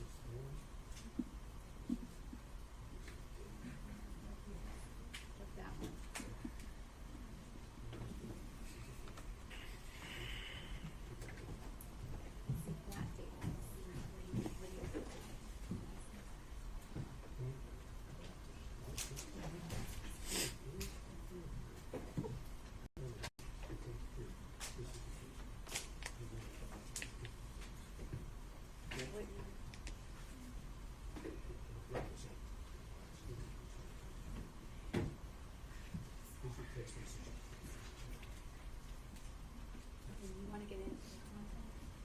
going to set up a question.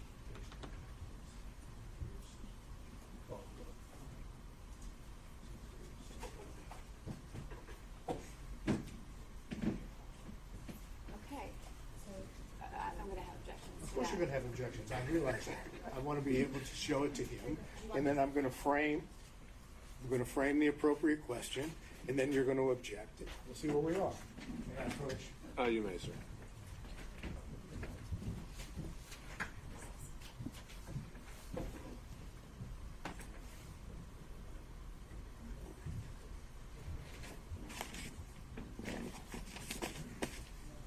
Look at this text message.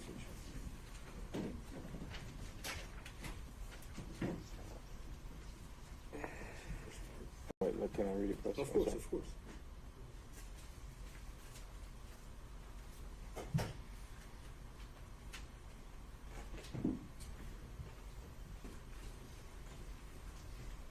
Okay.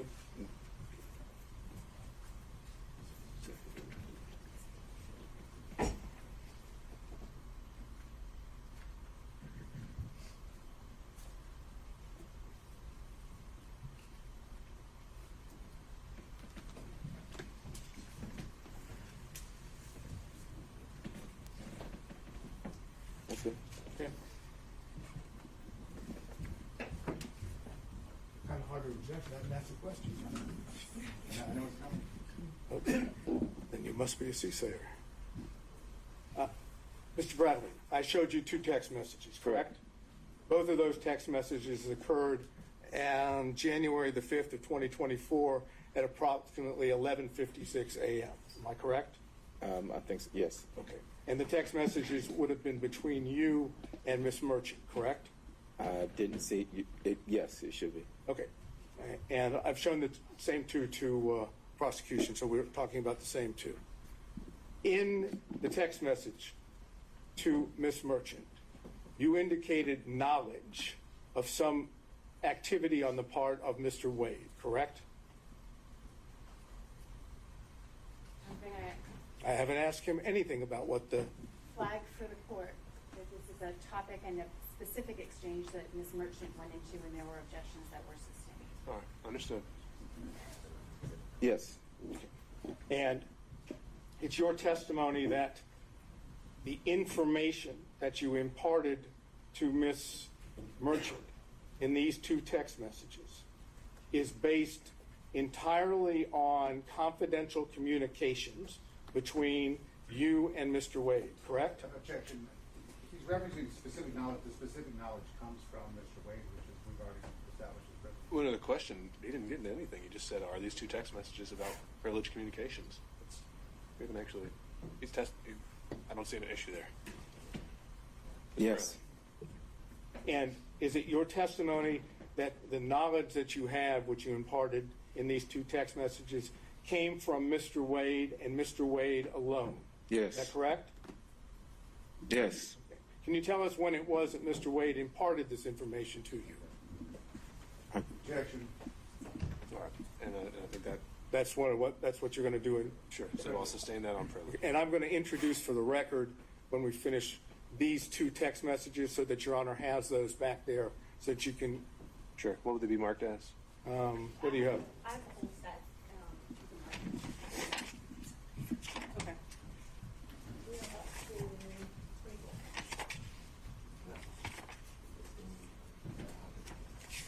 I'm going to go ahead and, Oh, the contract. The new one will be 26. once I put a staple in it, I think it'll be Defense Exhibit 26. All right. You have to give me a real pen that works. All right, so this is marked and made part of the record as Defense Exhibit 26, but not necessarily for its... This is not a committee Evidentiary 26. value. This is for purposes of the court conducting the in-camera review. And put a staple in it here to make sure that you see it.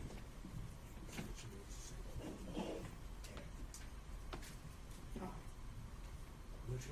Nope, it's free. All right, Ms. Sadao, what else? All right, so there was also reference, if I remember correctly, to some email correspondence in which Ms. Merchant sent you the motion that she was going to file to disqualify Ms. Willis and Mr. Wade for your review. Is that correct? That's correct. Okay. And that was sent to you in an email? That was correct. And did you respond to it in an email? I don't think I responded to her in an email. Ashley, do we know? You responded by text. I'm sorry, I mischaracterized it. You responded by text? If I can look at my text, I can, but I'm assuming I did, but. Okay, I'm going to get it for you because Okay. I don't want All there right. to be any assumption. As soon as we have it. Let me show you. This is the email.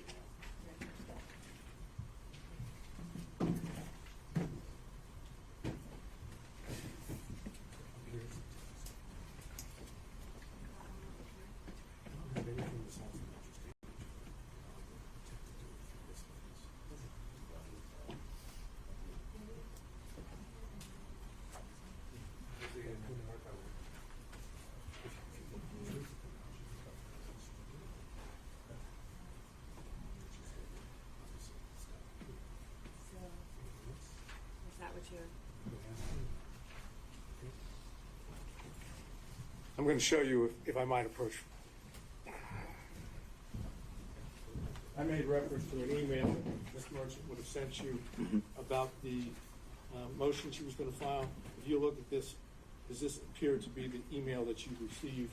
It's dated January the 6th, 2024 at 10:25 a.m. Yeah, I see it, the email, yes. That's the email that you received, okay? Along with, obviously, the attachment, which is referenced. Yes. Okay. And then, did you respond to that email within the text message that I've just placed before you? Yes, I said looks good. So the answer is yes. Oh, yes, I did. Okay. I'm going to mark this as another exhibit for Your Honor to look at.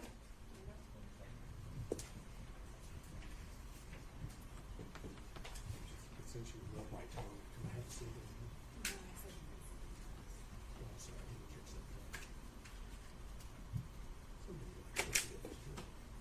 Okay, I'm going to have these marked as 27.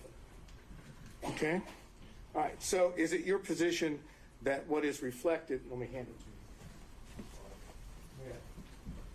What's the court's rule? To ask or not to ask? We'll take it case by case. I think he's doing all right, so we need to ask for this witness. Is it your position that your response, which is the second page of Defense Exhibit 27, is based on a confidential or confidential communications that you had with Mr. Wade?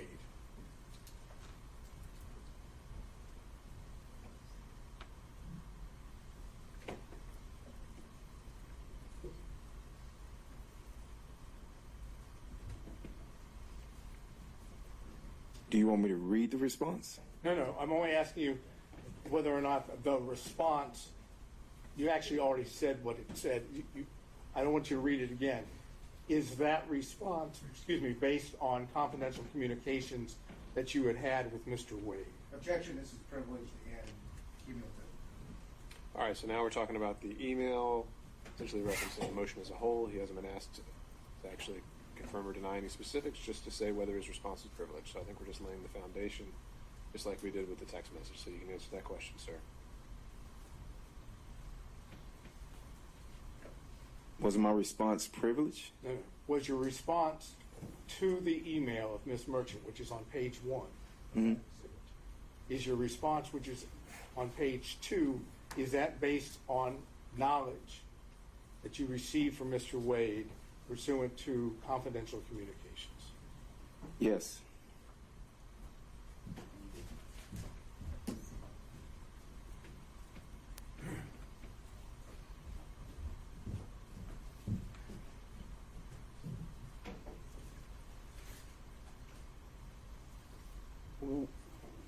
Have you discussed with the district attorney's office this case your purported testimony? Of my testimony? Yes. No. At all? No. No prep, no conversations, no nothing? No. Have you given your attorneys, for this matter, did you give them permission to speak with the district attorney's office? Well, he can assert his own privilege, but that's kind of crazy. Is there a objection to be heard? Absolutely, this is Okay, privileged. sustained. Stay down. Next question. Do you know whether or not your attorneys shared privileged information with the district attorney's office? No, I don't know what my attorneys shared or didn't share. I don't know if they even met.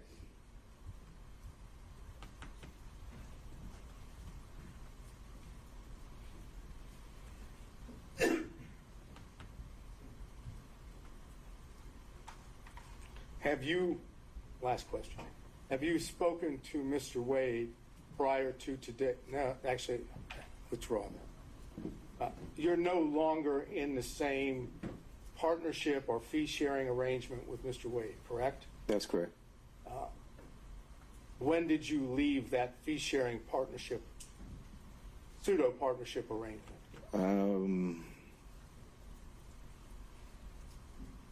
I don't remember the hard date, but maybe sometime like July, August of 2022, I think. Okay. And what was the reason for the partnership or the fee-sharing arrangements? What caused the separation? I wanted to leave and go out on my own. And that's the only reason? I wanted to leave and go out on my own, yes. I understand, but that was the only reason. There wasn't any suggestions or allegations of any form of misconduct on either part, either on your part or Mr. Wade's part, correct? Misconduct of what? I'm trying not to get into the specifics. Was there any allegations made of suspected misconduct on your part or on Mr. Wade's part? That's a fairly simple question.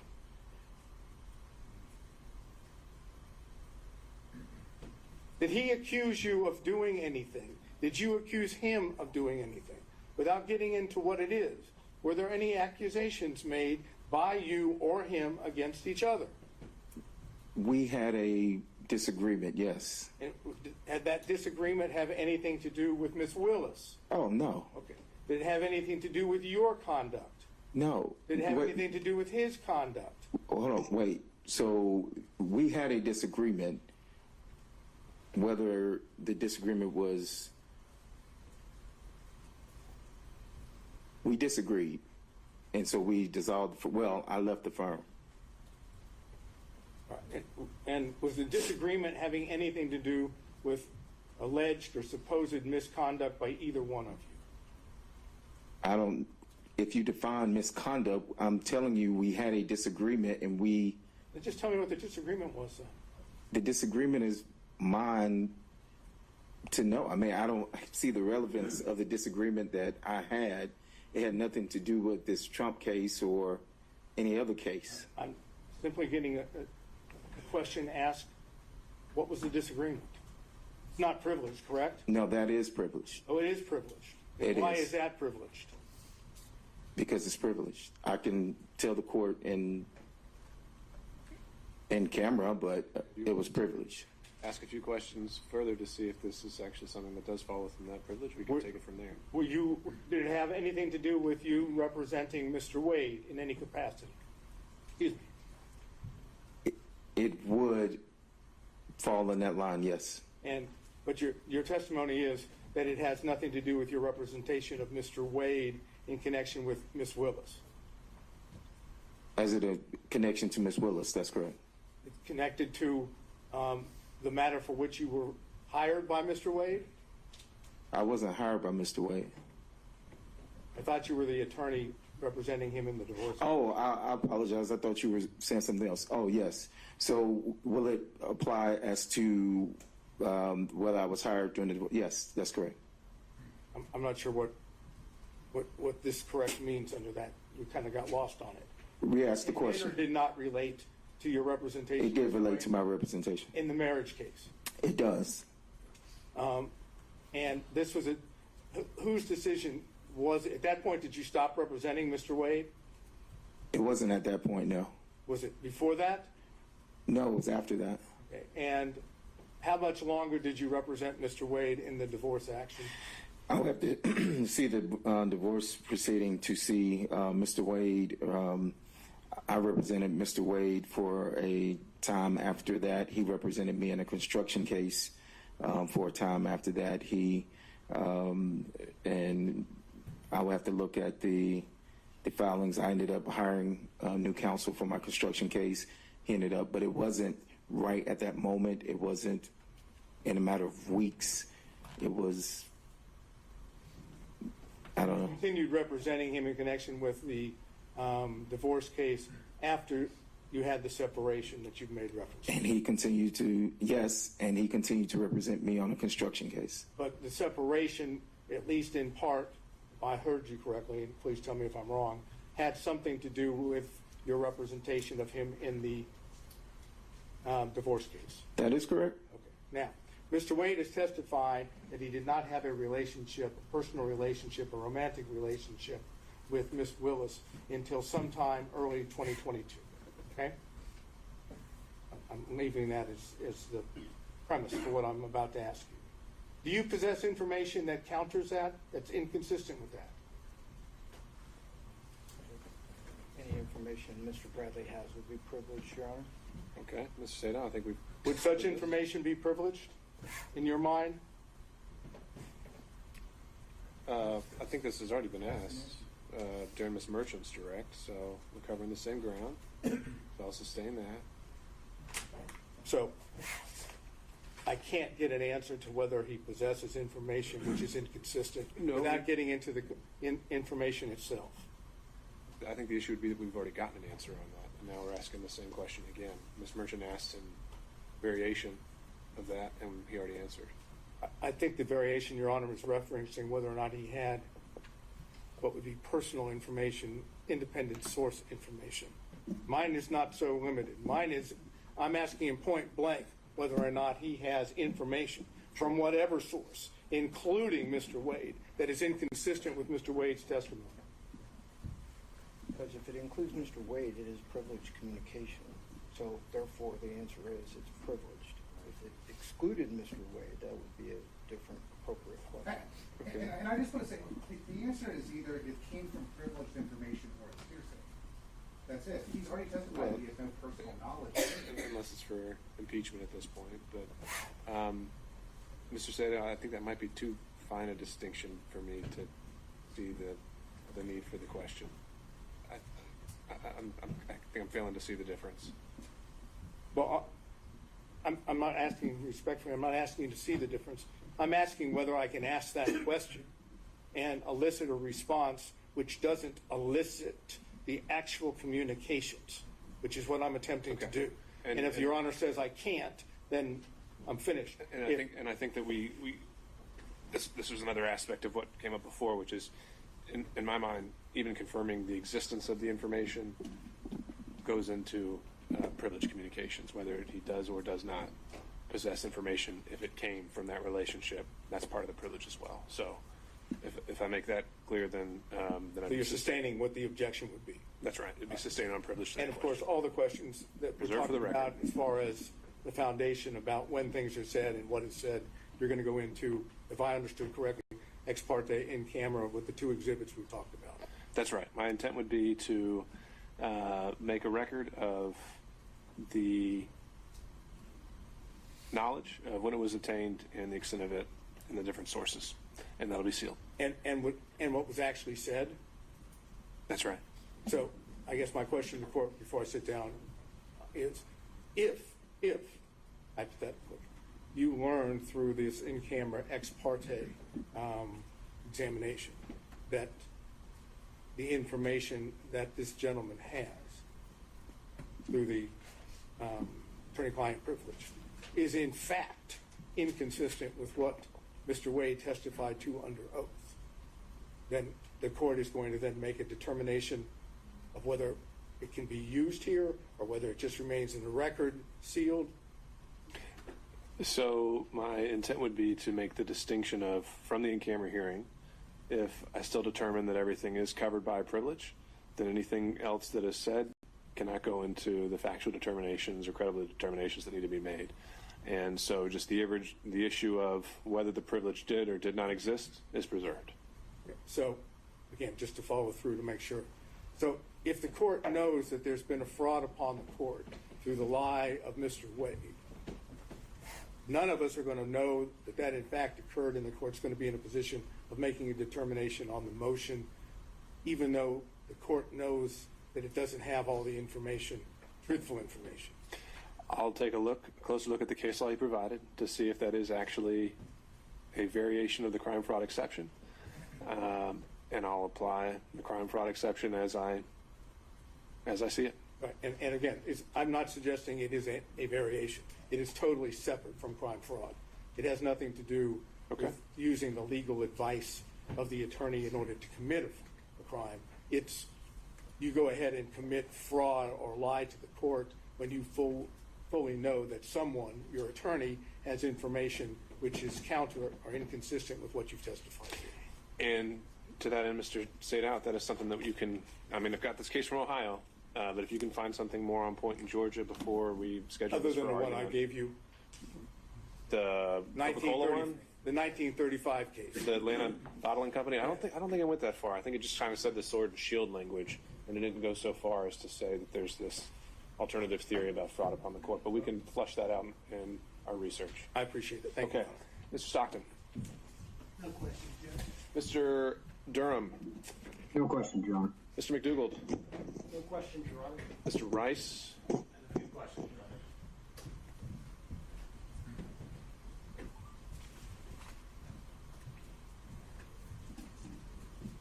Honor. Mr. Bradley, you were counsel for Mr. Wade in the divorce case when the interrogatories were initially served on opposing counsel on or about December 27th of 2021, correct? That's correct. And you were also counsel on for him when the amended interrogatories were served on May 30th of 2023, correct? That's incorrect. So you ceased representing him sometime before May 30th of 2023. That's correct. At any point during the divorce proceedings, was a pleading filed with the court or a paper served on opposing counsel that purported to have your signature that you were not the one that signed or authorized your signature on? Say that again? Did anyone sign your signature without your authorization on any pleading or any other paperwork served on opposing counsel in the divorce proceeding? I don't think so. If you have the documents, I can authenticate my signature. And you have testified that you also practice criminal law and divorce law and perhaps other types of law as well? That's correct. And are you aware that OCG 16-6-19 defines adultery as a misdemeanor crime in the state of Georgia? If you say so, yes, sir. Go ahead. Okay. Judge, I would ask the court to take judicial notice of that. For what relevance? Judge, I think it does go directly to the crime fraud exception. Because if Mr. Wade was providing information to him, to his counsel about his intent to either commit adultery or that he was committing adultery, then that would be a misdemeanor crime.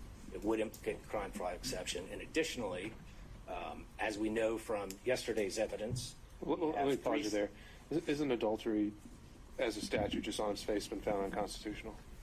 You can't actually charge anyone with adultery anymore. It is still current in the Then it state. can't be a crime. It is still a current charge. Let's move on to that next argument. Additionally, Judge, with regard to the interrogatories, we have 3 different sets of interrogatories that were filed that came into evidence yesterday, 21, May of 23, December of 23, that contain false information. We also have the January of 24 that contains the invocation of privilege. So to the extent that this witness has information, both with the original interrogatories that were filed in December of 2021, and frankly with regard to the later ones, even though he wasn't counsel, that would be a false swearing and fraud on the court which again is a criminal offense, and therefore the crime fraud exception would apply as well.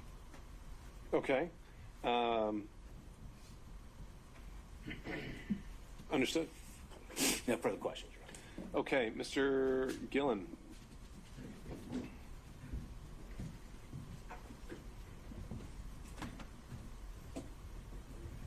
Good afternoon, Ms. Bradley. Good afternoon. Been a long day. When did you sign your engagement letter with Mr. Wade to represent him in divorce proceedings?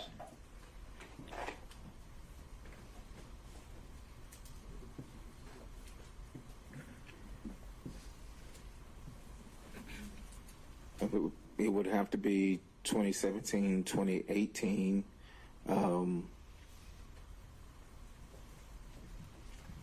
Same time frame, 2017, 2018. So did you sign or have signed an engagement letter to represent him, or are you just speculating? I can't recall. I mean, we were in a, we shared space. I can't recall if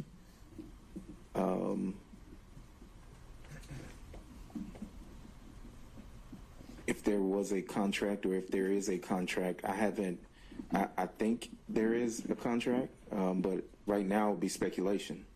Right now, sitting here, you do not know whether or not you had a signed engagement letter with Mr. Wade discussing the parameters of your legal representation of him. Isn't that correct? That's not correct. I mean, I can't say. I don't have my files or anything with me. Well, sitting here, you do not have specific recollection or knowledge that you even had an engagement letter to represent him. Isn't that right? I think I had an engagement letter, but I do not know specifically if I had an engagement letter. Well, when did you open a file? Did you open when you represent someone? You open a file in your office, and when did you open the file on Mr. Wade? I am going to object to the relevance of this line of questioning. There is no dispute by the attorney or the client that there was an attorney-client relationship. And so I object to the relevance of the circumstances under which that engagement began, because as Mr. Gillen knows, that's not a factor in determining whether there was a true attorney-client relationship. Well, Your Honor, it's not just up to Mr. Wade and Mr. Bradley. It's up to the court. I agree with you there, Mr. Gillen, and so I'll give you a little bit of leeway, but I don't think we could spend too much time on this. No, so okay. We'll see. Your Honor. Now, did you or did you not open a file in your law practice with Mr. Wade's name on it? Yes or no? Yes, I had a file with Mr. Wade's name on it. When did you open that file? I'm assuming 2017, 2018. I can't tell you the exact date. I've said that 3 or 4 times. Well, let's approach it from another angle. When is the first invoice that you sent to Mr. Wade for your legal representation? I didn't send him an invoice in that capacity. So what we have here is you're not knowing whether you even have an engagement letter. You don't know whether you actually even billed him, correct? I represented Mr. Wade. I signed the documents that we filed. I filed the documents. There's depositions that I had with the divorce attorney that was representing his wife. I'm sorry, sir. That's not my question. Okay. My question is, did you bill him in your capacity as the lawyer that you're telling him? I don't recall. As a matter of fact, did you have any invoices where you billed him on an hourly basis? I don't recall. And the answer really is no, isn't it, sir? I don't recall. And the reason why it's no, isn't it, is because what happened is that you and Mr. Wade were in a law practice together, and it was a very small work environment, correct? It was a work environment, yes. A work environment where you and him would meet and talk literally every day, correct? Not every day, no. Well, almost every day. Not almost every day. I stated earlier that I ran one side of a practice. Mr. Wade did, and we rarely were there at the same time. I stated that earlier today. So what we Well, just give us totally how much money you got for representing Mr. Wade in this since 2017 or whenever you told us, up until you dropped off the case in 2023.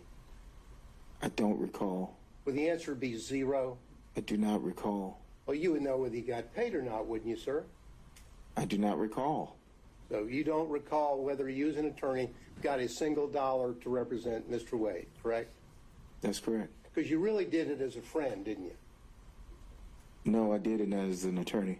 Well, an attorney that wasn't being paid. You were doing it pro bono for a friend, weren't you? I'm going to object to asking answer. All right. So I'm going to sustain that, Mr. Gillen. I think the law is clear that money doesn't even have to change hands for that relationship. And I'm making a finding based on the evidence that's already been presented, namely the fact that he signed pleadings, attended depositions on Mr. Wade's behalf, that attorney-client relationship did exist Well, at some okay, point. Your Honor, I was just laying the foundation to the circumstances in terms of the non-billing from the 2017 period and whether there was really an attorney-client privilege there. That's what I was trying to do. Okay. If the dispute is just when it occurred, you can try to hone in on that. But the questions I've heard so far are more from a you were never paid ever. It's from a overall angle. Well, from 2017 until November of 2021, you didn't receive a dollar from Mr. Wade for your supposed or your representation of him, correct? I don't have the file in front of me, and I do not recall. Okay. And the reality of it is, as I mentioned or asked you a few minutes ago, is that it was a small firm, and you were doing him as essentially a favor as a friend and as a law partner, correct? No, I was representing him as an attorney. Were we in the practice together? Yes. And were we, or are we friends? I mean, we were friends at the time, yes. Well, you were friends and law partners, correct? Yes. And in a small firm, and I know because I'm in a small firm, people will sit around the office and talk about their social life and what they're doing, correct? Correct? If that happens in your small firm, yes, yes. Well, that doesn't happen, or did it happen in your small firm? The witness has been asked very specific questions about conversations about socialization, and we've gone on through it, so I think this is asking answer. All right, I'll let him answer this one question. Overruled. Repeat the question. Well, did you in your small firm have occasion to where people would sit around and socialize and talk about what was going on in their lives as opposed to merely talking about the law? Yes. And you had those conversations with Mr. Wade as a friend on a social basis, didn't you? I assume Objection going back into the privilege communication. Not yet, but it might. I assume, yes, we talked about sports. We talked about, sports a whole lot. You talked about life and about what was going on in your life and what was going on in his life, right? Right? Sometimes, very rarely, yes, sometimes. And that is what you do in a small work environment when you know people very well and you do favors for them, correct? You're going to object. Yeah. Questions? All right. Sustain. Next question, Mr. Gillen. Now, in that capacity, didn't you have discussions with Mr. Wade about what was going on in his social life that had nothing to do with him asking you legal advice? Objection to be more specific. I think he's just asked whether he socializes outside of legal advice. So I think he can answer that question. I did answer the question. I said we talked about sports a lot. And I'm asking, sports is one thing. The social life, did you talk about each other's social life, like Mr. Wade, and who he was dating? All right. So that'll be sustained on privilege. Your Honor, just for the record, I would state that my objection would be that the privilege only protects communications in furtherance of seeking out a legal advice, not talking about something that might be personal or confidential. And that's the distinction that I would draw. I think that's an accurate legal point. However, I think the witness has already been questioned and testified on this point. Thank so, you. Next question. Now, you got into the fact that you were the initial attorney on the divorce case, correct? That is correct. Now, Did you and Mr. Wade, without getting into discussions, did you and Mr. Wade together prepare his responses to the interrogatories which were filed initially in the divorce case? I'm assuming we, Objection. He's asking about interrogatory responses, preparation of the case in the divorce case. I mean, that's all covered under attorney-client law. Mr. Gill? Well, I don't think it's attorney-client. Did they meet together? And when the interrogatory answers were filed, did he file them, and did he do that in concert with his client? There's nothing privileged there. Did they meet and work together, and that work taking the form of them talking back and forth to each other on the right responses? I'll change a little bit. Did you review yourself the interrogatory responses given in the divorce case? I did. And whatever knowledge that you had when you were involved in the interrogatory responses, you had the knowledge of all that material or information that you had without getting into the content. Objection. You had all of that knowledge and information. I'm sorry, let me get my question out That's before what I was trying to he say. objects. And when you filed those interrogatories, you had all the knowledge and information that you had obtained from Mr. Wade from 2017 up until the date the interrogatories were filed, didn't you, sir? Okay, so that's the follow-up question to that is going to be incorporating knowledge learned during communication. So No, I'm not going to have a follow-up question. I just want to know whether is that the case? When he filed the interrogatory forms, he had all of the information that he had discussed with Mr. Wade from 2017 up until the time. That's it. That's my final question. Okay. In which case, without doing that extra assuming link that he based his answers on those communications, it has no relevance. Well, it does in the sense that it shows what knowledge he may have had when he, the attorney, is filing interrogatory responses. That's what it shows. Okay. I'm still not seeing the relevance of his knowledge as the attorney filing the responses, unless you're linking this back to Mr. Wade. It gets back, Your Honor, to whether or not, if you're an attorney and you're filing an interrogatory response, which you have reason to believe, or specific information to know that certain responses are not accurate, then you shouldn't be filing them. And now, so that's where I was going with that. So if he's got a body of knowledge over here that's built up from his communications with Mr. Wade that everyone so dearly doesn't want everyone to know about, in spite of the allegations made against Ms. Merchant, now. Okay. So what if the question was, did you, when you signed your name to the interrogatories, did you commit any knowing fraudulent statement and submitting those to the court at the time? Would there be a problem with that statement or that question? Well, I mean, I think that is a conclusion that others could draw, like the court. I just want to know that he had all that information at the time that he, as the attorney, filed the interrogatories. That's it. We would object. This does fall under attorney-client, and he is making presumptions about when information may have or not have been disseminated to Mr. Bradley in his capacity as attorney. He didn't have to know about anything at the time of, in the middle of, at the end of, or he may never have had that information. There's too much presumption associated with it. The whole matter is covered under privilege. One comment on that, Your Honor. We have spent almost a day talking about trying to block public the dissemination of what Mr. Wade said, either as an attorney or in any capacity, about his relationship with Ms. Willis prior to November the 1st, 2021. And questions about discussions in 2019, all objected to, claiming the privilege. And now to say, well, that doesn't mean that he learned something after. I'm talking about, what did you know at the time the interrogatories were filed? And everything that now they're claiming privilege, well, that's fine. The court will address that in chamber and in due course. What did you know? I'm sorry, Mr. Gillen, I really don't see the distinction. So your question's noted for the record and your objection as well. All right, and I'll follow up with this. Now, you're leaving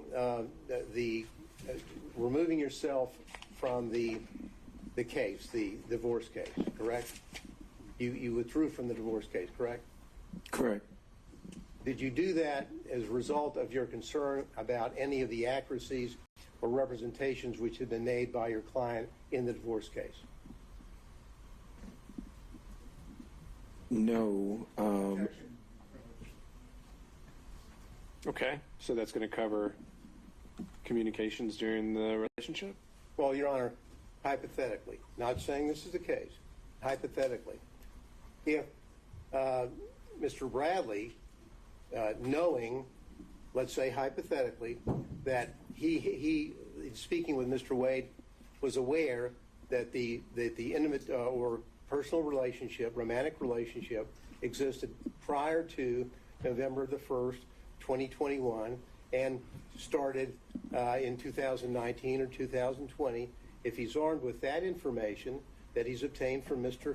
Wade, but Mr. Wade would want to insist on responding to interrogatories which were contrary to the information that Mr. Bradley would have, then I'm asking him whether he took steps as an attorney to say, I cannot be a part of that or countenance that, therefore I'm withdrawing from the case. Sure. I still see that as covering their communications. So I'll sustain that objection. All right. Well, thank you, Your Honor. That's all I had. Okay. Thank you, Mr. Gill. Thank you. Mr. Kucherov, are you still with us?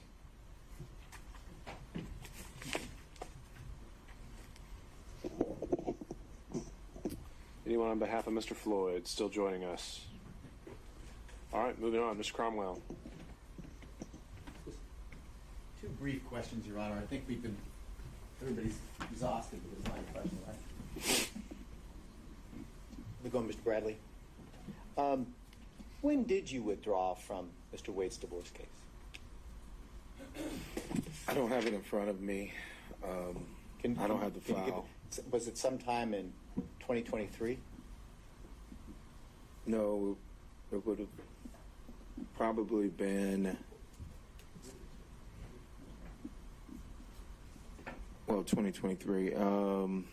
See, I left in 2022. It could have been anywhere between July of 2022 and maybe December of. It wasn't. I don't have the accurate date, but it wasn't when I left, and it wasn't. Make it easier for Okay, you. all right. You were not his divorce lawyer at the time the interrogatory responses were filed in May of 2023. Is that true? Oh, no, I was not. Okay, yes. And as of today's date, Mr. Wade is still a married man. Would you agree? I haven't kept up with the divorce proceedings, but I think they're still open. Okay. So, and if they're still open, that means he's still a married man. Yes, that's correct. So if the fact that in a pleading there is a reference to the marriage is irretrievably broken, that doesn't mean the marriage ends, does it? I guess you have to ask the judge that's handling the case. Well, it doesn't end until there's actually a divorce decree signed by a judge. Would you agree? I would agree. All right. Thank you. Okay, Ms. Cross, were you taking? I am, Your Honor. I'm going to have a minute. My cross-examination might be a long one. So we can go for about an hour and a half back, just a 5-minute break. Sure. All right, we'll be back in 5.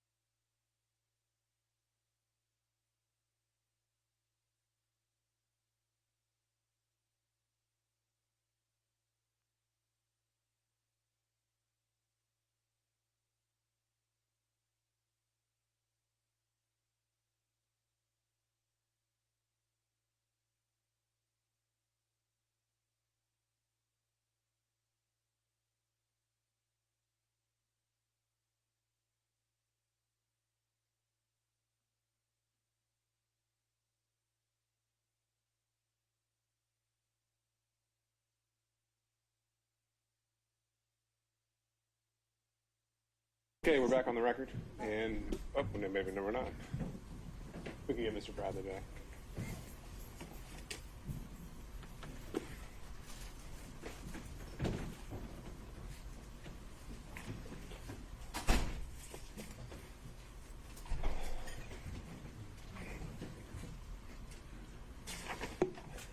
While he's coming out, Ms. Merchant, for planning purposes, based on how Mr. Bradley's testimony was presented, do you anticipate calling any further witnesses? All right. I think, Mr. Taylor had a copy of the church speech that I think he was asking us to Right. talk about. We'll handle that with housekeeping at the Yes, end. okay. Okay. Ms. Cross. Thank you, Anna. Mr. Bradley, have you still got the exhibits 23, 24, 25 there in front of you? I do. And 23, that's one of the contracts for, that was your personal LLC or PC, your personal legal entity, right? For the That is district correct. attorney's office? Yes? Yes, that's correct. Okay. And I understood your testimony to be that any income that came into the partnership, when I say partnership, let me be more specific. You had an individual legal entity. Mr. Campbell had an individual legal entity. Mr. Wade had an individual legal entity. But y'all had a partnership agreement, right? Yes, but we didn't have that the entire time. There was Yes. a period of time that we've been talking, or that we had talked about in 2022 prior to you leaving the firm, that there was an actual entity for the three of you, correct? That is correct. And that was roughly during the time period where y'all bought a building together. Yes, correct. And it made things simpler, or for whatever reason, you decided at that time that a joint entity made sense to own that building, right? Correct. Okay. All right, but those contracts there, they're not with the joint entity, correct? No, they're not. Those are all with you individually, is that right? Can you take a look at 23, 24, and 25? Yes. They're all with you individually? Yes. Okay. 23, what's the hourly rate that you were being compensated? I think that was a first appearance. 23 is the, I don't think, no, 23 is not the first appearance. 23 is the taint, it says. What's the hourly rate on that contract? 150 an hour. 150 an hour? All right. So the 150 an hour, the way I understand you all shared profits was you'd get 50, Mr. Campbell get 50, Mr. Wade get 50, and then y'all pay expenses jointly as well, correct? Correct. All right. What about exhibit number 24?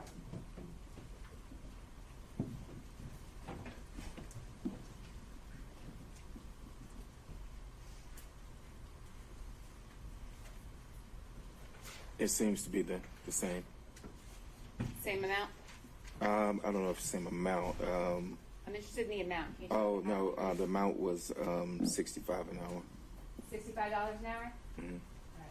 That's not a particularly high rate for an attorney in the Atlanta metro area, correct? No, it's not. All right. Was that a government rate that you were willing to accept at that time? Yes, that is correct. All right. And so the $60 you're getting for that contract, again, that's split three ways, you, Mr. Wade, and Mr. Campbell, correct? That is correct.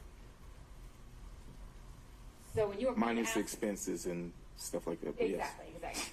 That was the income, and then expenses come from that, and then profits, whatever's at the end, correct? Correct. All right. So when you were being asked questions about Mr. Wade, I think the phrasing, and I object to, but I think you might recall the question, Mr. Wade brought you this contract, or Mr. Wade got you this contract. Do you remember those questions?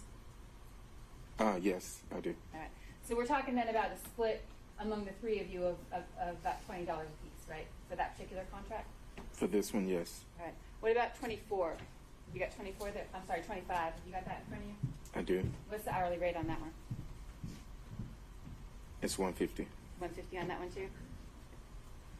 All right. And the same sharing went through the business the way you handled that contract as well, right? That's correct. All right. Who is Austin Dabney?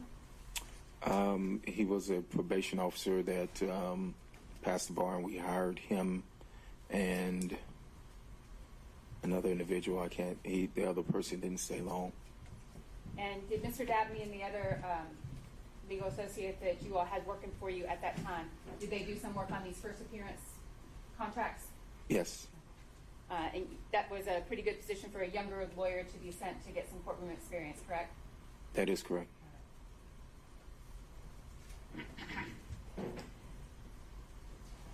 2020, you're aware that Mr. Wade had a serious illness during that time? I'm aware.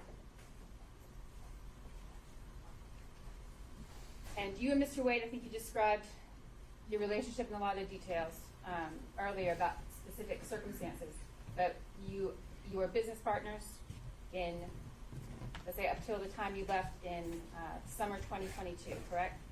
That is correct. You were business partners up until that time? Yes, I said yes, that is correct. Okay. And while you didn't socialize together frequently, you considered yourself a friend of Mr. Wade at that time? Yes, we were friends at that time, yes. All right. You are no longer business partners. That is correct. You are no longer friends.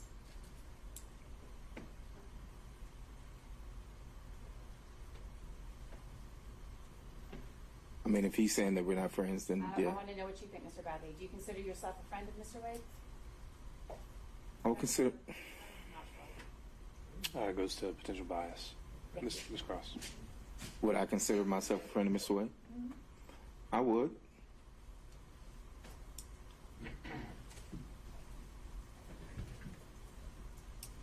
You were asked questions, Mr. Bradley, about the circumstances under which you left the firm. Do you recall those questions? I do. All right. And you left the firm. The firm remained the same as far as other employees, Mr. Wade, Mr. Campbell, as the named partners of the firm. You were the one who left, correct? That is correct. And you termed it as a disagreement. You recall answering questions as though you left due to a disagreement. Yes? Yes. And that disagreement was that there was an allegation of sexual assault by an employee made against you, correct? That is incorrect. There was not an allegation that you sexually assaulted one of the employees in the firm.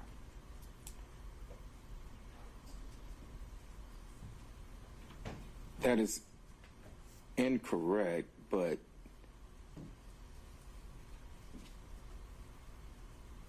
yes. Yes. Yes, there was an allegation that you sexually assaulted a member of the firm, correct? Yes, there was an allegation, yes. And as a result of that allegation, you left. I did. You were no longer business partners with Mr. Wade. That is correct. The firm remained intact, and in fact, the employee involved remained with the firm, correct? I'm not certain of that. They did leave the building, of course, and I don't know. Some of the employees did leave. Mr. Bradley, you in fact paid that employee $20,000, correct? That is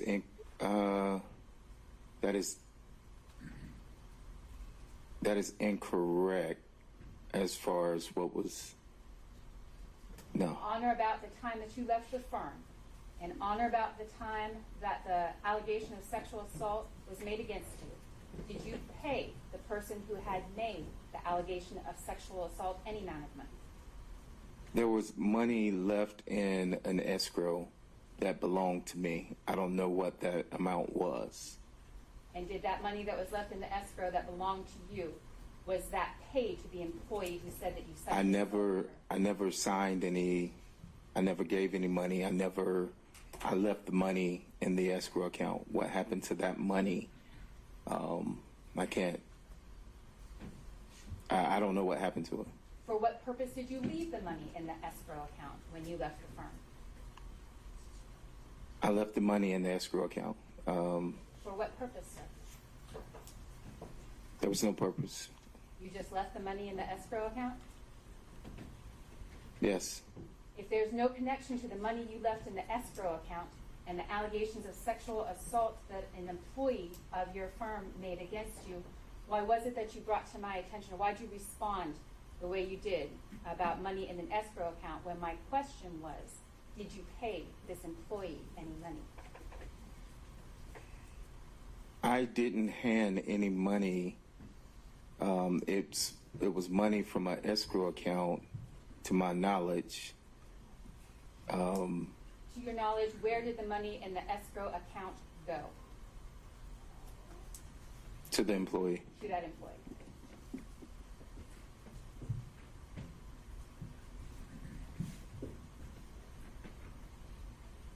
Was there one allegation or one incident of sexual assault with this employee, Mr. Bradley, or was there more than one? It's one incident. There were not two. To my knowledge, there were not two incidents. No. I'm asking for incidents that you have been involved in. Were there two incidents where you sexually assaulted this employee? No, I didn't sexual assault anybody.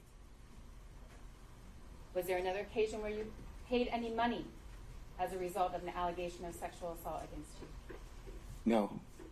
Did you sexually assault any clients of your firm? No. Never. Never. Who's Anna Rodriguez? I don't even know that name. You don't recall a client named Anna Rodriguez? Anna Rodriguez? No, I do not. Never met her? I do not recall the name Anna Rodriguez. Your Honor, I would object to this. I'm not sure what we're trying to do here. So I would object to this kind of question. All right, Ms. Cross. Right, this clearly goes to the bias that the witness has towards Mr. Wade and other individuals, his motive in involvement. And I believe it's an appropriate avenue to pursue based on exploring his credibility. All right. At some point, though. I'm not It won't. going to go much further. Okay. Judge, if this is allowed to continue in this way, it does appear a little bit harassing, then is Mr. Bradley going to be excused from his privilege because this is not... That's what I was going to do. Don't do that yet. Mr. Chopra. Sit on it. I think she's already done that. Your Honor, I'm asking in all seriousness, that privilege, although... Based on the answer right now, I think now we've opened up a whole area. What he has just responded to, he previously said was privilege. That doesn't sound like privilege to me. We'll have to address that when we go back through the rundown. So, Ms. Cross. I'm finished. Okay. Mr. Saydown.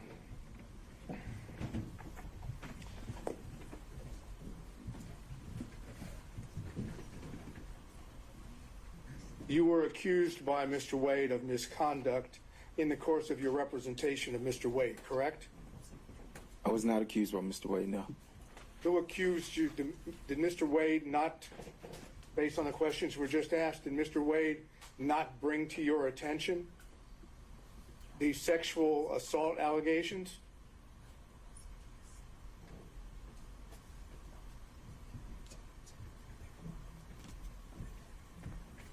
Ask that again, please. Mr. Wade brought to your attention the sexual assault allegations that you've been asked about by the prosecutor, correct? Correct. And at that time that Mr. Wade brought those allegations to your attention, you were still the attorney for Mr. Wade, correct? Correct. And therefore, your conduct as an attorney, and the attorney at that time for Mr. Wade was called into question by Mr. Wade's passing along to you allegations of misconduct, correct? I object to that. I don't think that's factually true. I don't know that that's not. I know that that is not legally true. The attorney-client relationship is of a matter. It is not vitiated by other instances or anything outside that matter. I'm not sure that that's accurate. He was accused by Mr. Wade, his client. Do you mind if I speak? I allowed you to speak. Mr. Saydown. Mr. Wade accused this gentleman of misconduct in the performance of activity while he's an attorney working with Mr. Wade and representing Mr. Wade. Those allegations of misconduct open up the question of whether or not he can defend himself by now discussing his confidential communications with Mr. Wade in connection with the representation as well as the allegations. That's the position of the defense. Understood. So what is the question you're putting? My question I'm going to ask you now is, tell us what Mr. Wade told you about when he began his relationship with Ms. Willis. All right, so where I think we are with this is that Mr. Bradley previously testified that the reason he left the firm was totally and completely covered by privilege. When asked by the state, he went into a factual scenario that, to my mind, I don't see how it relates to privilege at all. And so now I'm left wondering if Mr. Bradley has been properly interpreting privilege this entire time. And I think the only way I can cure that is by having that in-camera conversation with him. May I suspend my redirect for you to have that conversation? I think that makes sense, but is there anything else, though, that you were going to cover other than this issue? No. Okay. Ms. Cross, any reactions? Only to, Your Honor, the premise of Mr. Sadow's question was that Mr. Wade accused Mr. Bradley of the sexual assault. That was not my question, and I don't believe that's factual, though there was an employee who accused Mr. Bradley of sexual assault. Okay. But regardless, though, the point is that the circumstances of his departure from the firm, from what I've now heard, had nothing whatsoever to do with his representation of a divorce. Is that fair? My question, I believe the testimony has been that the circumstances of Mr. Bradley leaving the firm were related, I can't say how much, but certainly in a large part, based on the allegation of sexual assault that was made against him by an employee. Sure. And his previous testimony was that that was totally covered by privilege. Yes, he lied. Okay. All right. Other than this issue, which I think we've covered at length, was there any other questions based on Ms. Cross's examination from other defense counsel? Okay. No, Your Honor. All right. With that understanding, this witness be excused, Ms. Merchant.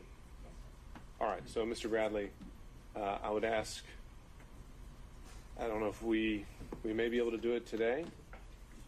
If we I'm could. sorry, Judge, I forgot to excuse him. Mr. Sadao had reserved the rest of his cross-factory privileges. Right. What I'm about to say, just logistically, is what I'm trying to do is, if we can conclude this hearing with the exception of that in-camera hearing, we end for today.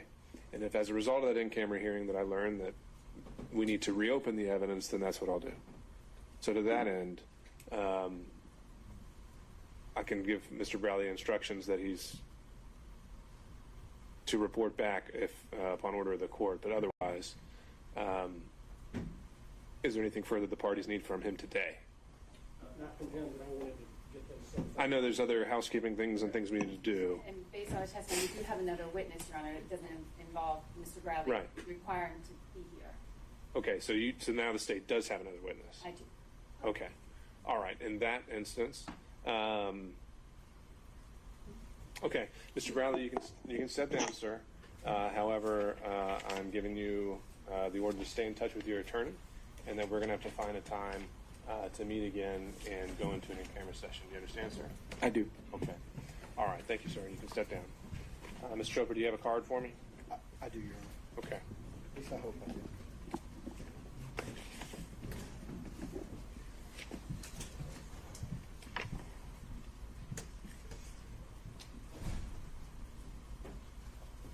I'm the worst lawyer on earth. I usually just tag bus stations with my You can number. write down your contact information for us? I will. All right. Ms. Merchant, do you have any further witnesses? No, Judge.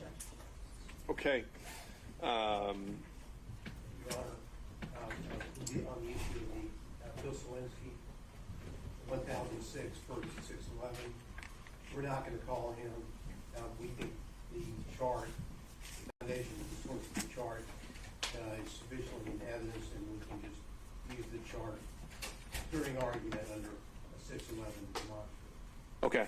And any objection to this entry as a demonstrative, Ms. Cross? No, Your Honor. Given the parameters we discussed earlier. Okay. Can we go ahead and mark that an exhibit and make it part of the record in advance of argument, since I don't know when we're going to be able to have that scheduled. I think this would be Defense Exhibit 28. But let me go down the order just so we're staying organized. Ms. Merchant does not have any further witness. Excuse me. Ms. Merchant, on behalf of Mr. Roman, has no further evidence. Mr. Sadao. Your Honor, we are in the process, if the court will allow us to obtain certain phone records we would like the record kept open for the introduction of those photographs. We have them in draft. I say draft, we have them informally, we do not have certification. And they would deal with, remember I asked Mr. Wade about certain activity down in Hapeville during the time period, and it deals with that specific time period. So we're talking about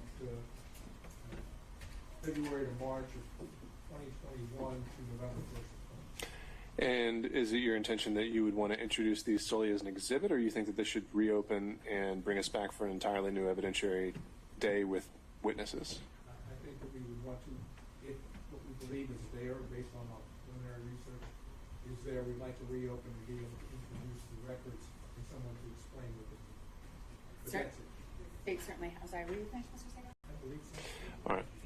The state will certainly have an objection to that. This hearing has been set. We haven't seen the records, so I don't know if I have any objection to what they are. But the day has been set for quite a while. We object to leaving the evidence open for any purpose. Okay. And Mr. Sadon, when did you first go about trying to obtain these records? I know it's also the Delta records. As soon as we got a hearing date and the state's response, so what happened was when the state responded, I think it was February 9th, and admitted to the relationship but put parameters on the timing, I sent some subpoenas out in response to that, so that was February 9th. Problem is, Delta, AT&T, all these folks aren't super fast about that. And so I know Delta, we're also waiting, I wanted to remind the court, waiting for those records to be submitted again. And AT&T actually emailed me these phone records yesterday morning on the way to court. Okay. All right. Any further exhibits that are self-authenticating? If counsel are able to provide those, obviously serve those on opposing counsel, and then before sending them over to us, let us know whether they would be tendered with or without objection, just purely on authentication or hearsay issues or relevance. We can make those part of the record, and I'll reserve whether this reopens a full hearing format. But the exhibits themselves, I'm willing to have come into the part of the record, but there will be a cutoff point very soon, as soon as we schedule argument. All right. Any other evidence, Mr. Sadow, then? No, Your Honor. So that would be cell records. Mr. Stockton, any evidence? All right. Mr. Durham, if you're still with us. No, Your Honor. All right. Mr. McDougald? Certified copies I mentioned to Your Honor yesterday, Your Honor. Okay. And why don't you lay those out for the record?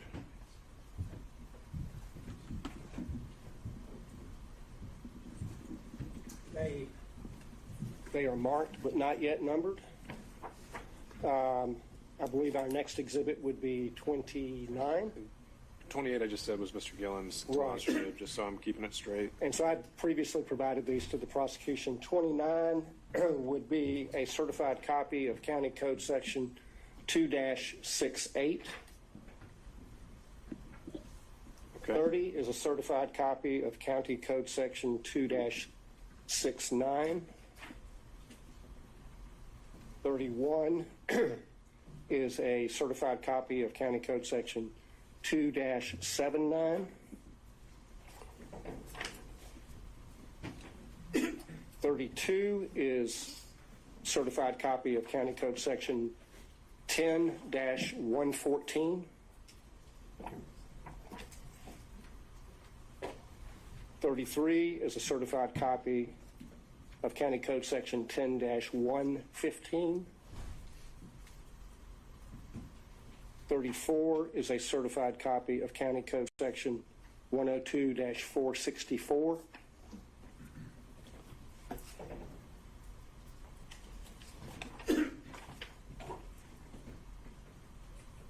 35 is a certified copy of County Code Section 102-465. 36 is a certified copy of County Code Section 102-466. And 37 is a certified copy of a emergency motion by non-party deponent for protective order filed on behalf of D.A. Willis in the Wade divorce case. Okay. Ms. Cross, objection to defense exhibits 32 through 37. I object to their relevance, and I will take I will take opposing counsel's representation that the pleading is complete and accurate as it was filed, and object to the relevance of that as well, but not the authentication. Okay. All right. We'll note the objection for the record, and we'll admit them for whatever weight they're due. So defense exhibits 32 through 37 are admitted. If you could hand those to Madam Court reporter. Any further evidence, Mr. McDougall? No, no. Okay. Mr. Rice? No, Your Honor. Mr. Gillen? The demonstrative 38 or 28? Okay. And do you have a physical copy for us already? Great. All right. Do we still have Mr. Kucherov with us on Zoom, or anyone else on behalf of Mr. Floyd? He's not on any longer? All right. I'm being informed that he dropped off Zoom, and so I'll make a finding that he voluntarily has absented himself from this hearing. Mr. Cromwell? No evidence, John. Okay. Ms. Cross, back to you. If the defense presentation of evidence is done, I'd ask that all of the witnesses who had been subpoenaed but not called now be released. I think that's fair. Ms. Merchant, any reason to hold on any of those witnesses? Okay. And the state has 2 short witnesses, and that's it. Okay, you may call your next witness, Ms. Cross. Next witness for the state is Austin Dabney. Your Honor, these witnesses are going to be Impeach the testimony of Mr. Dabney? on collateral matter. Wait. Okay.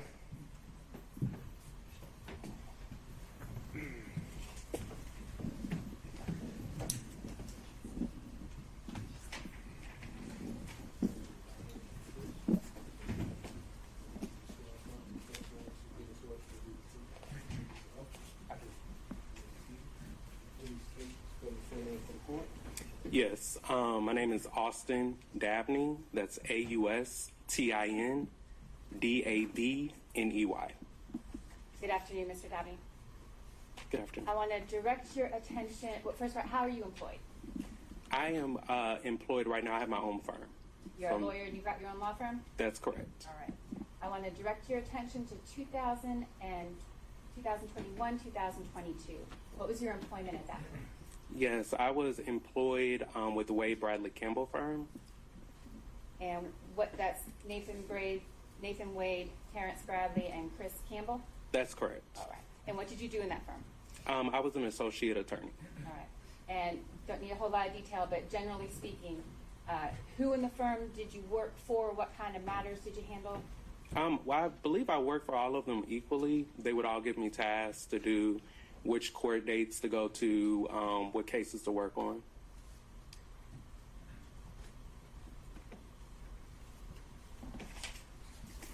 I want to direct now your attention, Mr. Dabney, to a particular instance.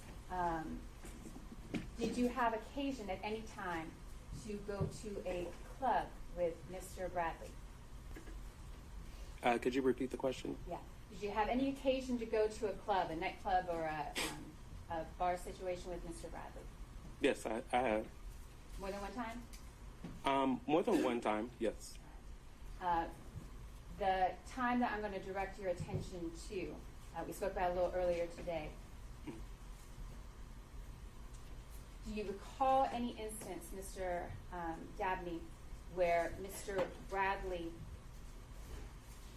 where you witnessed Mr. Bradley sexually assaulting him?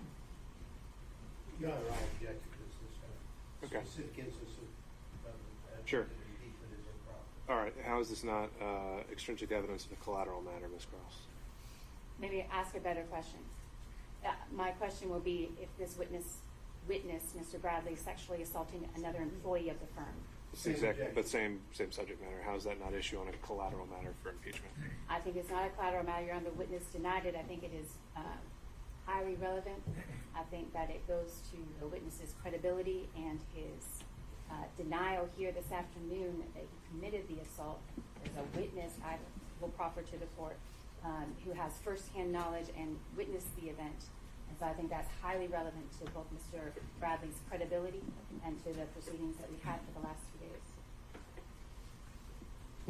Still object, Your Honor. I understand, Mr. attempt to impeach Mr. Bradley, they have to live with whatever answer he gave. They can't have a sub-trial with the intrinsic evidence of the conduct here. So we would object.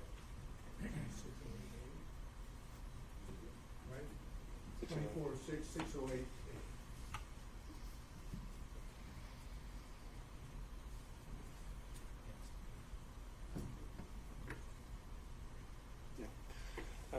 Ms. Cross, under 608, I don't see how this isn't well beyond the core facts at issue. I think you confronted with him. I think he answered them as he saw fit. An argument can be made as a result, but to go down a whole mini trial on whether he did or did not do this and circumstances of his leaving the firm, I don't see how that gets past 608.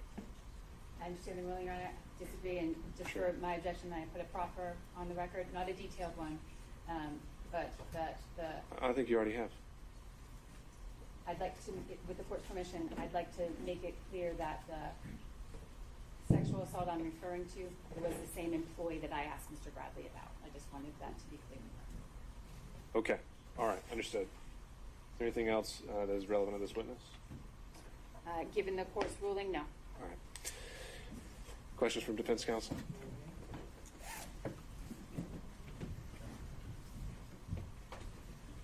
Good afternoon, sir. Good afternoon. When did you start working at the law firm? I believe I started working, to my recollection, March 2021. Okay. And at that time, do I understand that there was what I would call a three-way partnership or sharing arrangement at the law firm? I'm not aware of any sharing arrangements that they had, but there was the Wade, Bradley, and Campbell law firm. And did you work in the law firm office on a daily basis? I did. And during the time period, you were there for the remainder of 2001? That is, you worked from March of 2001 at least to the end of 2001, correct? I didn't even have a bar license in 2001. I'm sorry, 2021. A little late. From March of 2021 to the end of 2021, correct? That's correct. Okay. During the time period that you were working at the law firm, did you see Fani Willis? During my time, could you repeat the In question? that time period between March of 2021 and November 1st of 2021, did you see Miss Willis? I may have recalled one instance where I saw her in passing. And when you saw her, was she at the law firm? That would be correct. And do you know who she went to visit? I do not know. You didn't see her go to Mr. Wade's office? I do not recall. Did you ever talk to Mr. Wade about Fani Willis? Could you repeat your question? Did you ever talk to Mr. Wade about Fani Willis during the time period of March of 2021 to November 1st of 2021? No. Did you know they were dating? No, I did not. Did you see anything did you ever socialize with Mr. Wade? As far as being an employee, yes. Well, I don't know what that means exactly, but did you ever go out to eat with Mr. Wade? On occasion, he would take the office out to lunch. Beyond that, did you ever go to a nightclub or drinking or any of that with him? No, I did not. Okay, so whatever relationship Mr. Wade had with Miss Willis during this time period, you don't have personal knowledge, correct? I do not have any personal knowledge. Okay. Thank you very much for being here. Thank you. Any other questions from defense counsel? Mr. Stockton.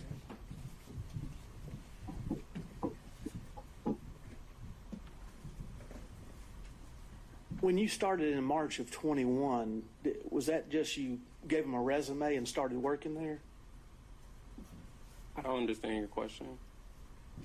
When you started working there, is it a situation where your first day on the job was the first day you may have met him or shortly before you met him? Again, I don't understand what you're asking. Let me back up. Did you know Mr. Wade or any of his partners prior to March of 21? Yes, I did. How did you know them? In a professional capacity. I used to be a community supervision officer with the Georgia Department of Community Supervision. And where would that have been out of? Fulton County? Cobb County. How long did you know Mr. Wade prior to that? I didn't see Mr. Wade in my professional capacity. I thought you were asking about all partners, but if you're only asking about Mr. Wade, if you could please clarify. Okay, so you went to work for Mr. Wade in March of 21, correct? I went to work for the Wade Bradley Campbell firm. Okay. Prior to that, how long did you know Mr. Wade? I did not know Mr. Wade prior to that. At all? At all. No further questions. Any other counsel? All right, seeing and hearing none. Any redirect, Ms. Cross? No, Your Honor, subject to the court's ruling. All right, can this witness be excused? May. All right, thank you, sir. Thank you, Your Honor. Next witness, Ms. Cross. I believe I know the court's ruling, so let me proffer that the next witness the state would call would be Anna Rodriguez. Question, Mr. Bradley, about the sexual assault of Ms. Rodriguez, a client of the firm. He denied knowing her or recognizing her name. I believe Ms. Rodriguez's testimony would be impeaching of Mr. Bradley. I believe it's appropriate, but want to present that before I call it. All right, thank you, Ms. Cross.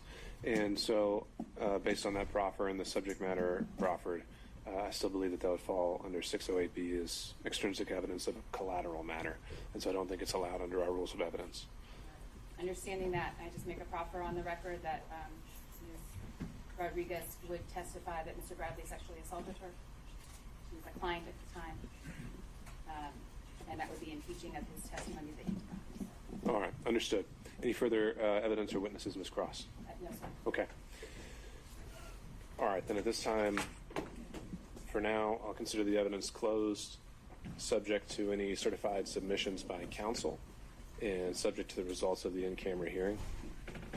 We will coordinate with all counsel to find a date to come back for summation. And to that end, again, using Ms. Merchant as kind of running lead on this, I'd like you to consult on whether that's going to be a collective response on behalf of the defendants. If not, then we're going to have to get into time allotment. And if it's more than a handful of counsel, it'd probably maybe be 10 to 15 minutes per side. And so, Mr. Sadon. When did you say this might happen? We'll follow up by email so we can coordinate with everyone's schedules. I want to make sure we have our same court reporter as well, so that the record is all in one place. And I know we have a lot of schedules to coordinate, but looking at either late next week, as in next Friday, or the following week. And would we at least have the opportunity to get a transcript before we do that? I think that's probably highly unlikely, but we'll see. It's just that would require a rush, and I know, again, we're at a shortage of court reporters, but I think there are other means you can refer to the evidence with confidence as to what was said.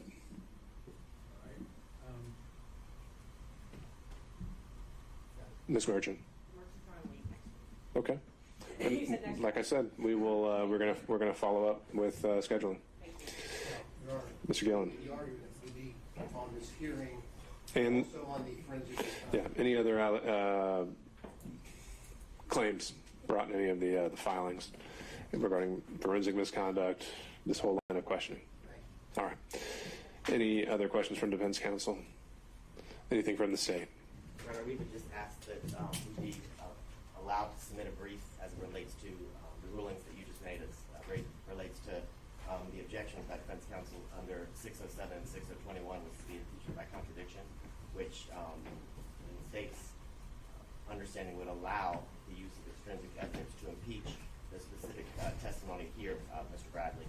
So we're just asking for leave to provide a brief and ask the court to further consider your ruling. Well, if you still got your witnesses here and you think you've got a better legal argument, I'm willing to hear it. You said 607 and 608. 607 and 621.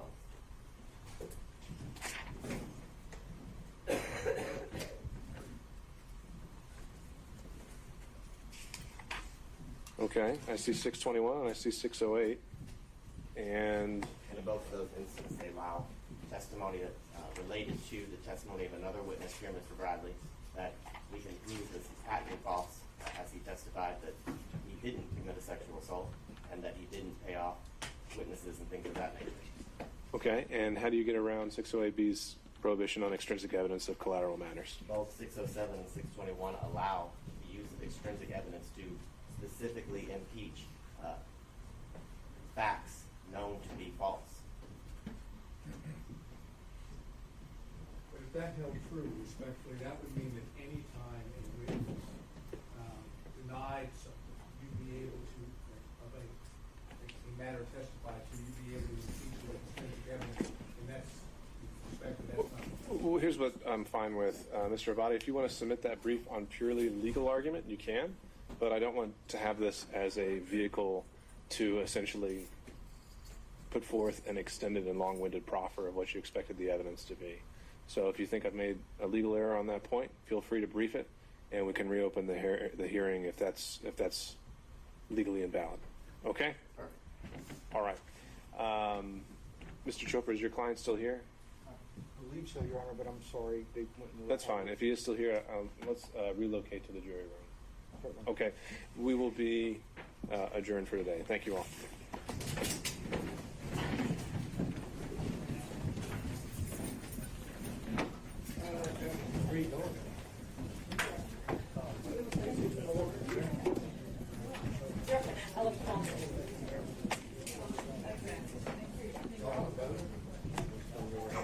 Miss Taylor, I don't. It logged out on me. Do you think it? Yeah. Do you think it lost battery or? I don't. I mean, I don't need it now. Where are you going to put the?